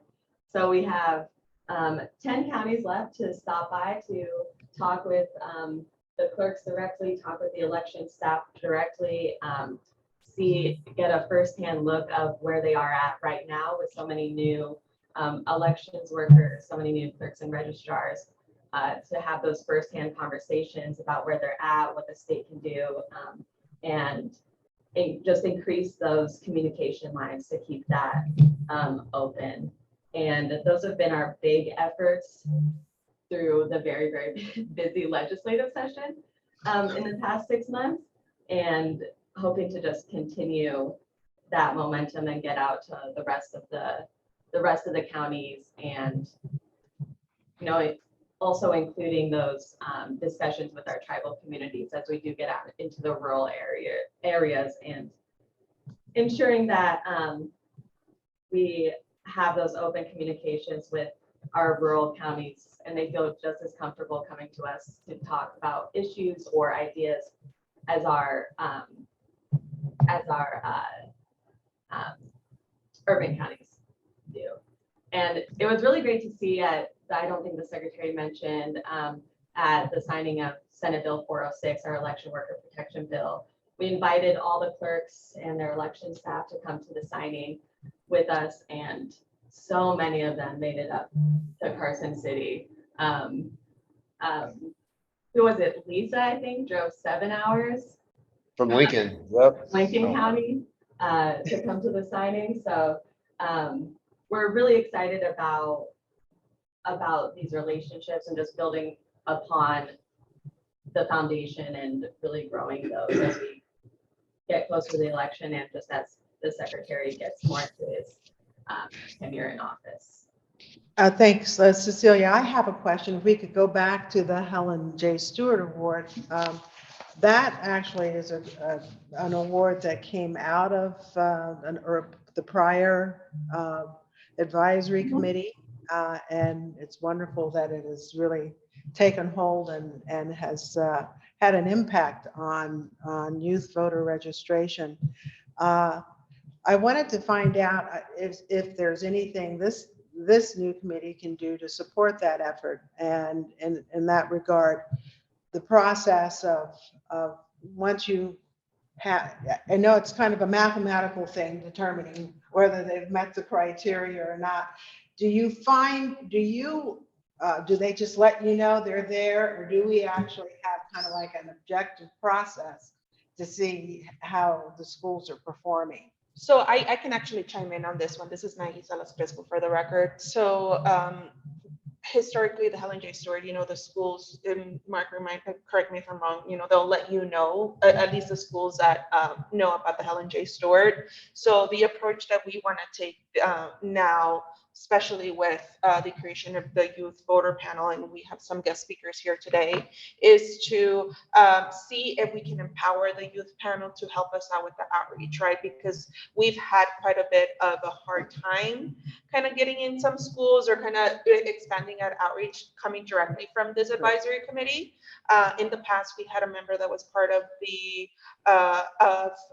education system that kind of would help with that, but somehow we still kept getting the same schools over and over. So the hope is that, you know, members in this community, the way that you all can help is that if you have any teachers or any schools or your children's schools, definitely talk to them and let them know that this program exists. But we do want to develop a more comprehensive outreach program for this award itself, and we also want the youth panel to use it as a vessel and as a way to also get in schools and be able to talk to students and be able to talk to teachers.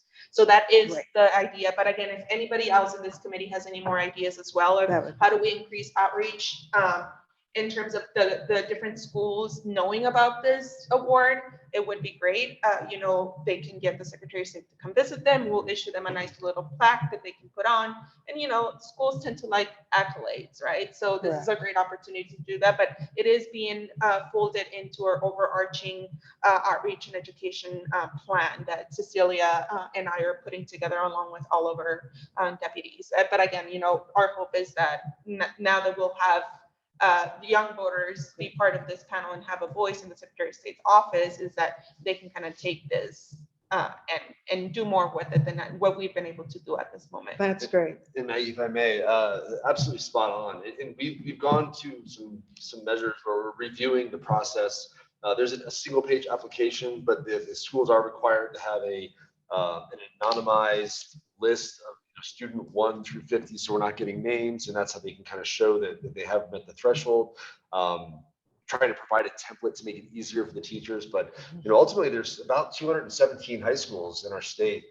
And not to get dirty looks from Maria, but if we had 217 schools that succeeded in getting it, figuring out how the secretary would be able to work with his calendar, trips to all of them, I'd like to see it. That would be Because I interesting. know that, again, his connection to students is so powerful right now, and to get the word out about voting and the importance of being involved in your community, I think it's a great opportunity. He's a great voice, and just wear him out. But actually, this committee is here to help. And if there's, we can attend these events too, if they're adjacent to where we live, or, not too far of a travel distance, just to, not necessarily to be a substitute, but just to augment the interest, and saying, great for the students. I have another question, and that is, there's this Nevada Civic Education Center. It was initially part of federal. Is it the people who do the We the People project? Yeah, it's related to that, because apparently the seniors who in high school, in our high schools, who complete a civics education module receive a special little award on their diploma. Mike probably could tell us more about that. And then you have a seat, don't you? She's graduated. Oh, okay, So okay. she was more into theater and music. Than Oh, she was, okay, I see. So, but I think that's part of what they do, but it just seems like there might be some infrastructure there to quickly kind of, since they reach out to all the high schools to kind of get this onto their radar screen. Yeah. Oh, sorry, Maggie. No, go Go ahead, ahead. Cecilia. I will say that along with the Helen J. Stewart Award, Mark and the Secretary were able to visit the Reno High School students who participated in the National We the People competition. So they ranked first and second in our state in this just civics education competition, and then they went to Washington D.C. to compete against other high schools across the country, other high school students across the country, and placed pretty well. Placed probably in about 14th, 15th, I think, around there nationally, and ranked very high within their specific divisions. And so Mark and the Secretary were able to visit them and talk with them too. And it's been great working with that organization to be able to just, with their infrastructure already built, move with them and work with them to engage with these young voters. Right. Great. Thank you. Thank you. All right. Any more questions? Comments? Okay, let's. Are we doing outreach to magnet schools and private schools? So I can speak very quickly on that. So that is all part of our outreach. And actually, as Cecilia mentioned, we are working on a more overarching outreach strategy. And one of the ideas that we have is to have reach out to all those schools and create a program for them to invite the Secretary of State to come teach their government class. And that's going to include all schools, magnets, and all of them. Because, as we mentioned before, the Secretary of State is very much a champion in education, and he wants to ensure that we include all different types of schools. And, even through his work that he's done with Cristo Rey, we've been able to connect with some other schools as well. Great, thank you. All right. Thanks very much, Cecilia, for that presentation, and thanks, Maggie. Let's move on to the next item on the agenda, which is resumption of discussion about the youth panel that we, at our meeting in April, the secretary told us he would like for us to consider having a youth panel as a body that would function with the advisory committee, with its focus being on increasing young voter engagement at the high school and college level. So, and Maggie has been working on this and was tasked with coming back with more details about how this could be rolled out, what the structure would be. Well, thank you so much, Chair. Maggie Salas Crispo for the record. So, yes, it's been quite a busy time, but I have been very lucky to have the support of Generation Vote. So Generation Vote, we have our guests here, Brendan and Brianna. They had previously met with the Secretary of State to raise awareness about the importance of reaching out to their young voters and ensuring that they were engaged and participating. And so they had some recommendations for the Secretary of State's office, and one of those was establishing some form of task force specifically dedicated on working on increasing youth outreach, education, and participation. So I have partnered up with them to look at what are some proven models that exist.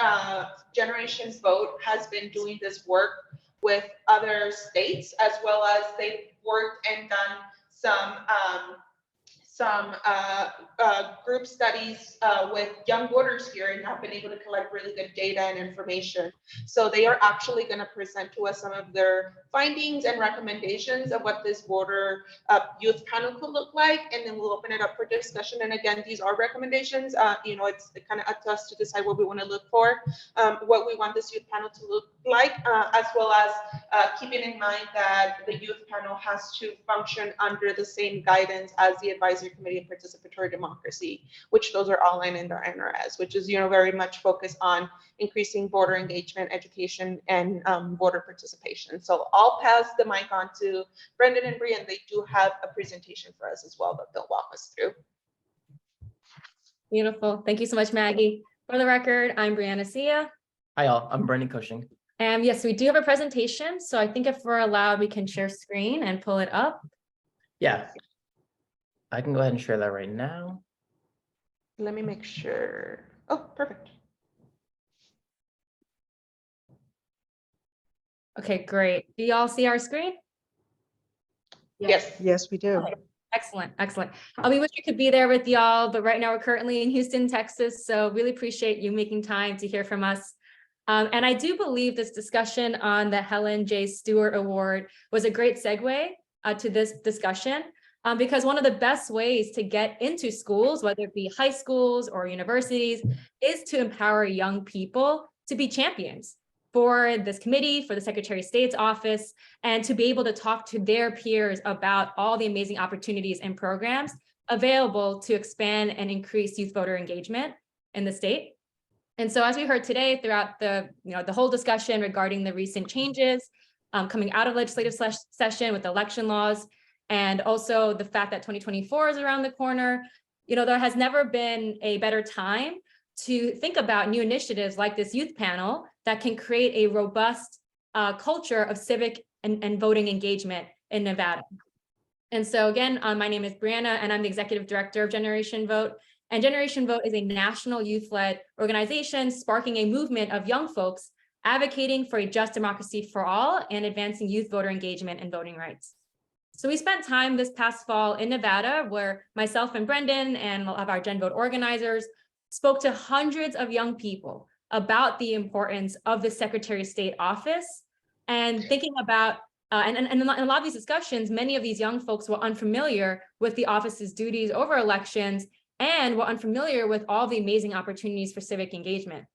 And so based on our experience, we appreciate time today to be able to share some of our findings and also some of the ways that this panel can increase youth voter turnout as well as youth voter engagement. Brianna, this is Jackie Simmons for the record. Could you just tell us a little bit more about Generation Vote, your involvement? First of all, you are, as I understand it, a nonprofit organization. That is correct. And an apolitical organization.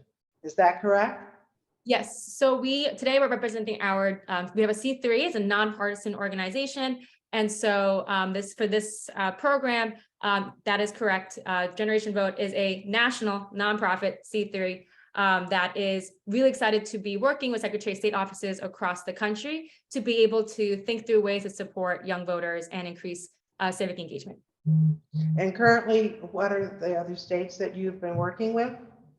Sure. So we are also working with, in this similar kind of program, with the Secretary of State's office in Arizona. And we have been in discussion with the Secretary of State's office in Michigan, understanding and learning about some of the best practices coming out of the Michigan Secretary of State's office on how they have been able to increase civic engagement opportunities through various initiatives and committees through their Secretary of State's office in Michigan. Okay, thank you. Yeah, thank you for that question. And so I know I'm probably preaching to the choir about the importance of engaging Nevada's youth, but we did want to just kind of make sure that everyone's on the same page about seeing this kind of state of youth voter engagement in Nevada and why this program could be so beneficial for young voters, and also why Nevada is a great state to think about this robust civic culture. So like we shared earlier, we are a national organization, so we do have good perspective of like what is the state of youth voting across the country. And in the past presidential election, Nevada actually had a slightly higher turnout than the national average of youth voter turnout, in which over 53% of young people ages 18 to 29 and ages, and then the smallest, with the youngest voters ages 18 to 19, over 61% of young folks voted in the presidential election. In 2022, this most recent election, according to a study by Circle, which is a nonpartisan research institute out of Tufts University, Nevada's 2022 youth turnout rate was 24.5%. There was a slight decrease between the last midterm election and this one, but relatively looking at the broader scope of like youth engagement in the midterm elections, Nevada did pretty well even in 2022. And looking at and discussing earlier, there were efforts increasing voter registration amongst young people. Between 2013 and this most recent election cycle, young people had the highest jump in voter registration rates in Nevada of 83%, which was larger than any other age group. So this year, if you combine Gen Z and millennial voters, they make up an impressive 29%, which is almost 1/3 of registered voters in Nevada. And in this most recent election, as Nevada's youth and Nevada's electorate is getting younger, they're also becoming increasingly more nonpartisan. The rate of young people registering as nonpartisan voters outpaced both Democratic and Republican registration by 11 and 25% respectively. And to us, that shows the importance of offices like the Secretary of State and this committee, which can be seen as trusted nonpartisan hubs of information and programs, because again, young people are increasingly becoming unaffiliated or not affiliated with parties, and this hub and resource for civic engagement is super important for the trust of young voters across the state. And so with that kind of context, we are super excited to be recommending that this youth panel with the committee and the Secretary of State's office can elevate young people's voices in Nevada's government, because not only are we trying to increase youth voter engagement and civic engagement, we also want to empower young people to lead, right? And so by giving young folks opportunities to participate in a process where they can directly interact with the Secretary of State and be able to provide recommendations on how to engage with young people, it can help these young folks establish themselves as active citizens for, the rest of their lives. And in a report done by Circle, that institute I mentioned earlier, and a partner called the Opportunity of Youth United, they found that in many communities across the country, political participation itself is not established as an expectation for young people. And by creating different avenues for civic engagement, you are able to then promote youth participation in local government across the state. And so, like Maggie shared, we're super excited to be recommending what this type of panel could look like. And so in our recommendations that we've submitted to the office, this Secretary of State Youth Advisory Panel or a task force or an equivalent can improve youth voter engagement by advising the Secretary of State on challenges encountered by young voters. So diagnosing what those challenges are in our schools and in our communities, and provide administrative and programmatic recommendations that are feasible and can advance youth voting rights and promote civic engagement in colleges, universities, and high schools across Nevada. And it's important to note that this model of empowering young people through Secretary of State's office is not unprecedented. Like I shared earlier, Secretary of State's office in Michigan underneath Secretary of State Jocelyn Benson created and pioneered a first of its kind, nonpartisan student collegiate advisory task force that has become a very robust program involving up to 25 to 30 young people from colleges across the state, and bringing these young folks together to provide recommendations to Secretary of State Benson's office about the challenges that they're seeing in their schools and in their communities, and how they believe the office can use its powers and its programs to be able to provide trusted information to young people and also promote civic engagement. And that task force is still reconvening to this day, and they're actually gearing up for another cycle this summer, going into 2024.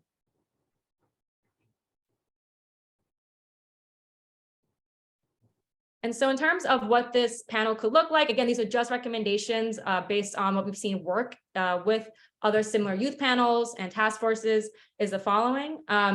Secretary of State Cisco Aguilar in our meeting expressed interest in not only working with collegiate level or college associated students, but also looking at what it would look like to work with high schoolers. So in this youth panel, we are recommending that the panel is composed of both high school and college students, that in the outreach of this for creation of the panel, that there is a good faith effort to encourage applicants from rural and tribal communities to apply, as well as magnet schools and private schools throughout the state.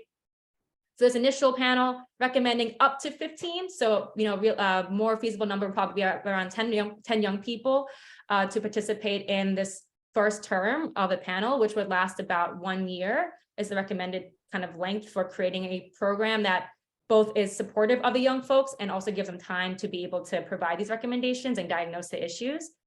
And that we recommend no more than 2 representatives per educational institution are appointed or granted a seat on this panel. And so I'm going to turn it over to my colleague Brendan, who's going to be running through some other recommendations regarding the timeline and duties of the panel. Yeah, absolutely. Thanks, Bri. Yeah, so like we mentioned before, and like kind of what we've seen work in other places, like the shining example, sort of like in Michigan, we sort of envision this panel being able to, like Bri was mentioning before, diagnose the challenges and the barriers that young people are facing in their communities, in their schools, when trying to register to vote and trying to access their ballot, as well as ultimately providing administrative and programmatic recommendations to the Secretary of State's office, to the larger committee to improve youth voting rights and civic engagement practices in our high schools and our colleges and our universities. We also recognize that there are other national and local organizations doing incredible work around civic education and voter engagement, particularly for young people. So this panel would also work with them and coordinate with them on some of those efforts that are already happening, recognizing that those efforts are already happening. And then additionally, it would be super interesting to see if this panel could work to build with these young folks, build relationships with local election administration officials to sort of analyze and see what it would look like to strengthen partnerships between these local officials and youth-led community organizations and student-led community organizations who are, again, already engaging and doing some of the civic engagement and education work in our communities. It's kind of an overview of some of the duties we're potentially envisioning for the panel. In terms of what we are expecting, potentially recommending of the Secretary of State's office is to potentially attend 2 of the meetings, if possible, in person. Facilitate connections between members of the task force or the panel and the local county clerks, like we were just talking about a moment ago.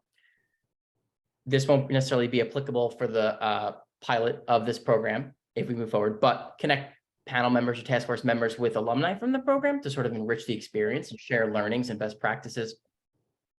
Provide counsel and support to ensure that whatever sort of recommendations come out of the panel are aligned with existing laws and regulations as applicable. And then ultimately support in overseeing the application process, the recruitment and application process and communication for the panel.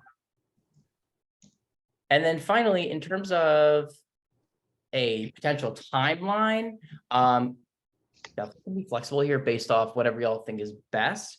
But we were sort of envisioning between now and the end of July, everybody, the Secretary of State's office, the committee reviews this proposal for the youth-led panel. And should we be moving forward, ultimately build out the online infrastructure needed for the application process and to start receiving applications. And then through the remainder of the summer going into the fall until September, we go live with the application process in working with ourselves at Generation Vote and other community organizations, establish communication with high schools and colleges and universities to promote the panel or task force, and of course to recruit young folks to apply. And then essentially September to October, somewhere in there, the window will close for applications and we can start going down the road of scheduling interviews, getting to know the applicants, and then announcing who will sort of the finalists are that will be appointed to the panel or the task force. And then finally, come October, give or take, the program will begin. And again, definitely flexible here, definitely room for playing around with this timeline and switching things up. But that's because what we were envisioning on our end, potentially. And then that's kind of the end of what we wanted to present to y'all today, and definitely open to any questions or thoughts, additional feedback, et cetera, that y'all have for this proposal for a youth panel. Yeah, and I will recognize, like, in terms of the timeline, that again, it's to be super flexible. We just recommend that this is a great opportunity in 2023 to set up the panel, because it then gives this committee and the Secretary of State's office a great timeline before, the kickoff of the 2024 election activities to understand like what's going on, what are the challenges and that our young folks are facing before such a critical year. And also want to acknowledge, like Maggie shared, this is one of the recommendations that we've submitted to the Secretary of State's office. And one of the ones that I'm most excited about, because we've seen the impact this can make on young folks as not only becoming ambassadors to the Secretary of State's office, but also kickstarting, a potential career and getting involved in civic education and engagement. So thank you for having us, and happy to answer any questions or follow up offline. Thanks very much. Procedural, these recommendations look very interesting, and obviously I'm sure the committee would like to, have a chance to kind of read them. Okay. If we can, Yep. of course, get, a hard copy of those available to them, that would be wonderful. One of the things that it's not exactly clear to me, I like the idea, and I think the timing is very important, that we get this going. I agree, before 2024 rolls out, we would like to have, I think, activity. It makes sense to have, a structure in place, to have a group in place that's working on this. I am trying to understand what your role would be in helping the Secretary of State with this rollout. And maybe you can even tell us how you have performed this function for other states. Sure, that's a great question. Yeah, so in terms of our role, I mean, this in itself, being able to present to the committee and being able to present this as a series of recommendations is one thing that we have been doing to help the Secretary of State's office think through what are a wide array of opportunities and things, proven opportunities that can work to engage young people. And so that just even the idea of formulating like, what could the mission look like? What could this look like in a Nevada context has been one of the roles that we've been functioning in terms of just submitting these recommendations to this committee and to the Secretary of State's office. Moving forward, if this committee decides to support and roll out this youth panel, we would be willing to support in the getting the word out about the application and recruitment.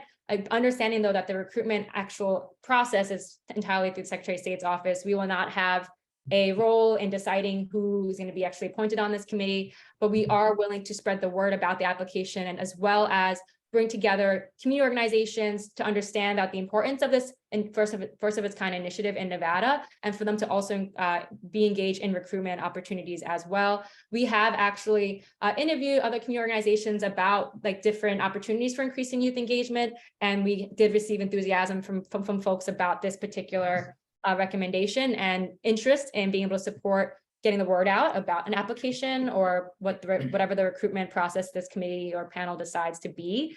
And then moving forward, that's a great question. We are very much open to hearing about what type of support would be needed for this actual implementation of the panel. In our kind of learnings of what worked in other Secretary of State's offices, like in California and in Michigan, one of the things that kept coming up from the staff of these Secretary of State offices was, having or community organizations or other, national organizations support and being able to provide resources and trainings for young folks that may need it, that have never maybe engaged in a type of panel or official civic function like this. So for example, how to look like to build together a action plan, right? Or how do you create a communications plan, right? Those kind of basic skills type trainings that Secretary of State offices, quite frankly, do not have the capacity or resources to do or to create if they don't already have a already existing robust program. And that's where other community organizations can support in providing those type of like trainings or resources in terms of just basic skills, nonpartisan skill development work. That was a major learning, and that's something that our team is very open to providing as support for the panel if need be. And then any other opportunities to support the panel beyond recruitment, formation, and then, identifying what are the resources or skills that may be needed to support on the panel. We are very open to hearing how we can help. But those are the 2 or 3 ways that we've identified so far in advance.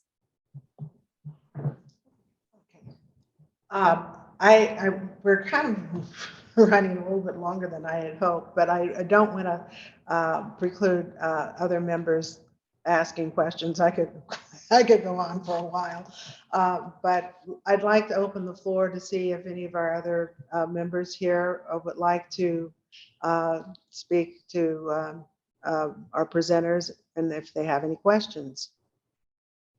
Bishop Derek Grimson for the record. I guess one of my questions would be to kind of help facilitate this, especially in the underprivileged or African American communities, because there are so many faith-based organizations in these areas, and they're inundated with a lot of youth. Is it a possibility that the faith-based or even community organizations could partner during this application period so that more young people could be privy to the opportunity of applying for this committee, to be a part of this committee? I think that's a great idea. I think if anything, that would be, and this is Maggie Salas for the record, that would be how this committee can help is that utilize your networks to ensure that the application process and the application once open is reaching some of those youth areas or areas where there are pockets of youth that aren't necessarily always looked at. So again, Bishop, if you could help us with the outreach specifically in the faith community, that would be incredibly helpful for us. The other thing too, and I know as part of the recommendations, the recommendation is that we have students that are or youth that are either no more than two per institution and or high school. I think it would also be helpful to open it up to students that are not associated with any schools, right? Because we do have young students that, may go into a trade school or, go directly into a professional career. So I think we can make some space there. And again, we may find some of those youth that are, part of ministry that, are still young folks that, can bring a lot to the table to this panel. And so that way we don't only restrict it to students. So that would be my recommendation. And I think, opening it up to your networks, that would be great. Okay, thank you. I love that, Thank Maggie. I will add, if possible, for the record, this is Brianna. Yes, definitely recommend. One of the learnings too is don't put an age restriction on the application. Or like one thing we were hearing, or like that when we did our interviews with other offices that did this, was that we do want to make sure that it is open for folks that go through non-traditional educational institutions or trade schools. And so definitely want to be very intentional about the wording of like, who should be encouraged to apply, so that it's as inclusive as possible and not restrictive. So I appreciate that point, Maggie. Thank you. Thank you. That's one of the questions that I would like for you to, following up on the bishop. There is a segment of the youth population that is not a student that are not enrolled in school. And while it's logistically, it's ideal to work through the existing institutions that are at play, and you'll tap a lot of your targets there. I do think that we don't want to be exclusive of people who are not at a moment in time when the application is due, specifically affiliated with an educational institution. It seemed to me. Yeah. Any other questions or comments? Yeah. Yes, Mike. Go ahead, please. Thank you. This is Michael Stewart for the record. And Maggie, this might be for you. So more on this application process. Is this for the application once they're received?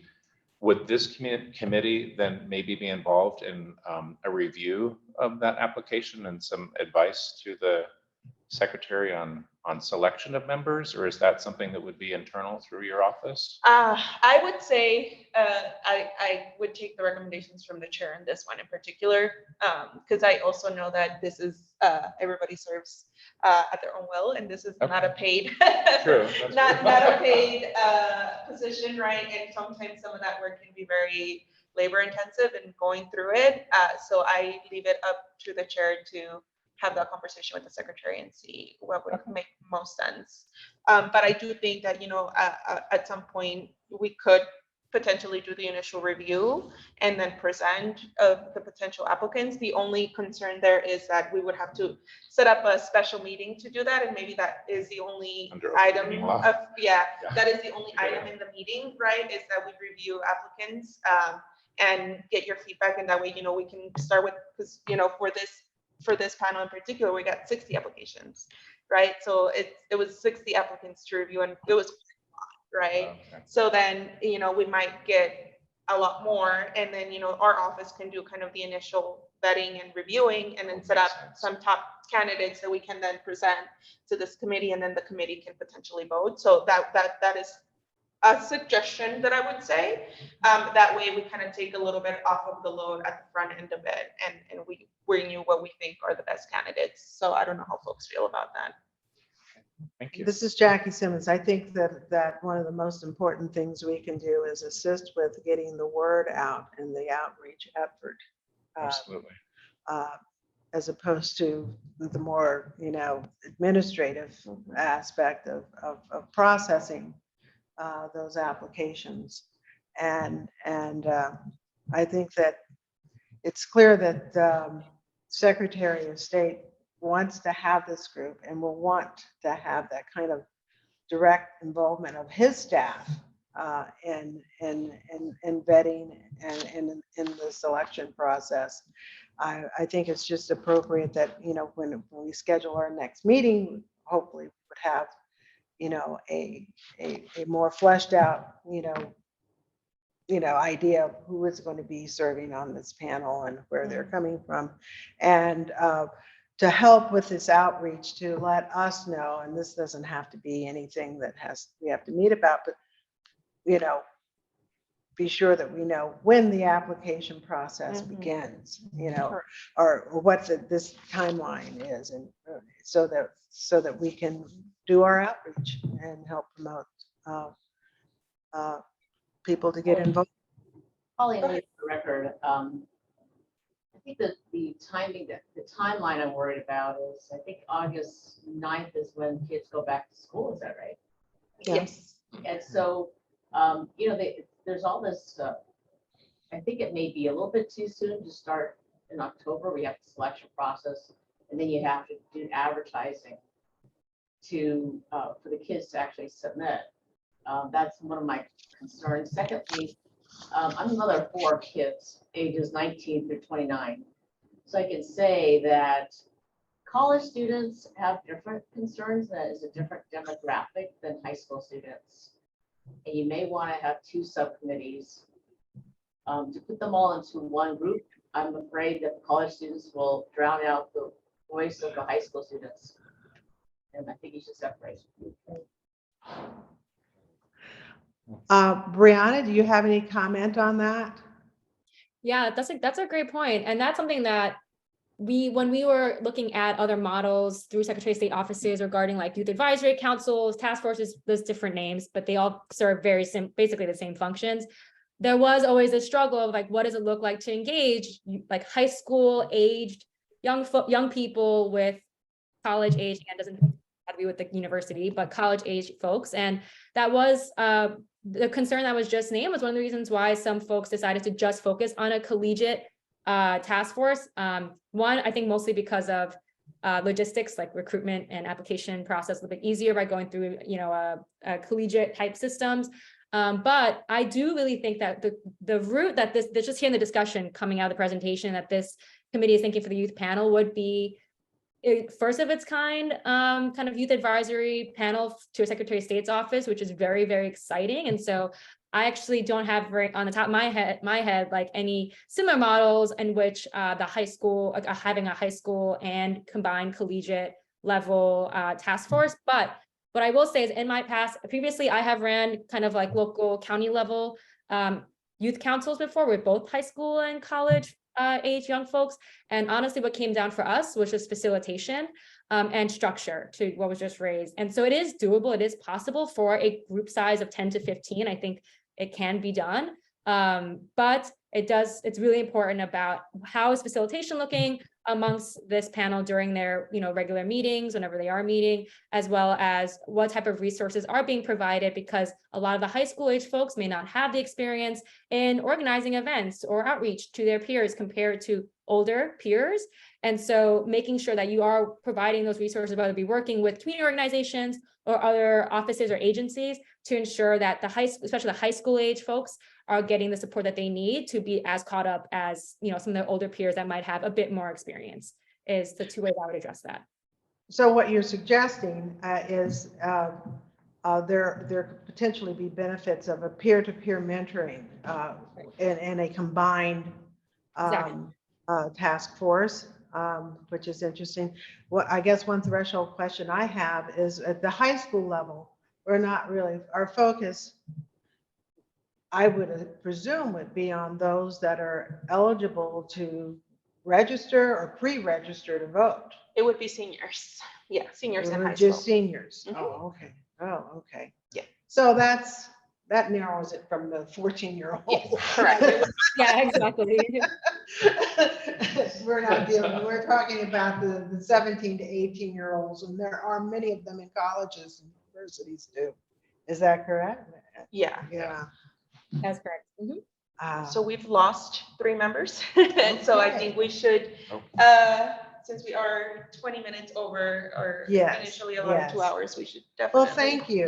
That was very useful. That was a very informative presentation. And I would invite the committee to, those that listened in, to Maggie will circulate, the slides that we saw today. If they have any questions, please forward them directly to Maggie and me, and we can certainly have just an informal process of trying to get answers Okay, out so that people can at least get ready for our next meeting.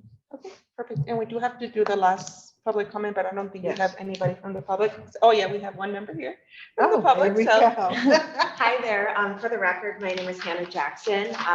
I'm a proud Nevadan, but I'm currently a Master's of Public Policy student at UC Berkeley. This last semester, we worked with the UC Berkeley Democracy Policy Initiative with a small group of Masters of Public Policy students to specifically look at some of these questions on pre-registration and how to increase youth voter engagement. We did our project specifically on Nevada, so we got to interview lots of folks from the Nevada Center for Civic Education, different teachers across the state, the university that does some voter engagement with the local high schools, different national organizations as well, and compiled a lot of our findings on best practices or different ideas that this state could take. We're currently working on just getting approval of our community partners, making sure that everything in there is accurate before we publicly post the report. But once we do, I think it would be really helpful in expanding a lot of this work that the committee is already doing. So I will definitely keep you all updated and posted on that. Thank you. Yeah, Thank you very much. That would be great. All right. Any other comments from the public? This is Bishop Derek Brinson for the record, for the sake of time. I do want to make a comment and then ask the question, and then possibly the question could be tabled for possibly the next meeting, because I might have missed the items that we might have should have asked the question. But the first thing I do want to comment on is I want to applaud Mark and Maggie and Helen for their tedious and involvement in this long process of legislation. I think they have done a fantastic job, and definitely making sure that we were able to get all of the necessary information of the bills that have passed and so forth and so on. So I do want to applaud Mark for that and his staff. But the question that, like I said, possibly be tabled to the next meeting is I am interested to see or to know, if possible, concerning the underprivileged communities where there are a lot of seniors and those that are handicapped, so on, that don't have transportation to get to the polling locations.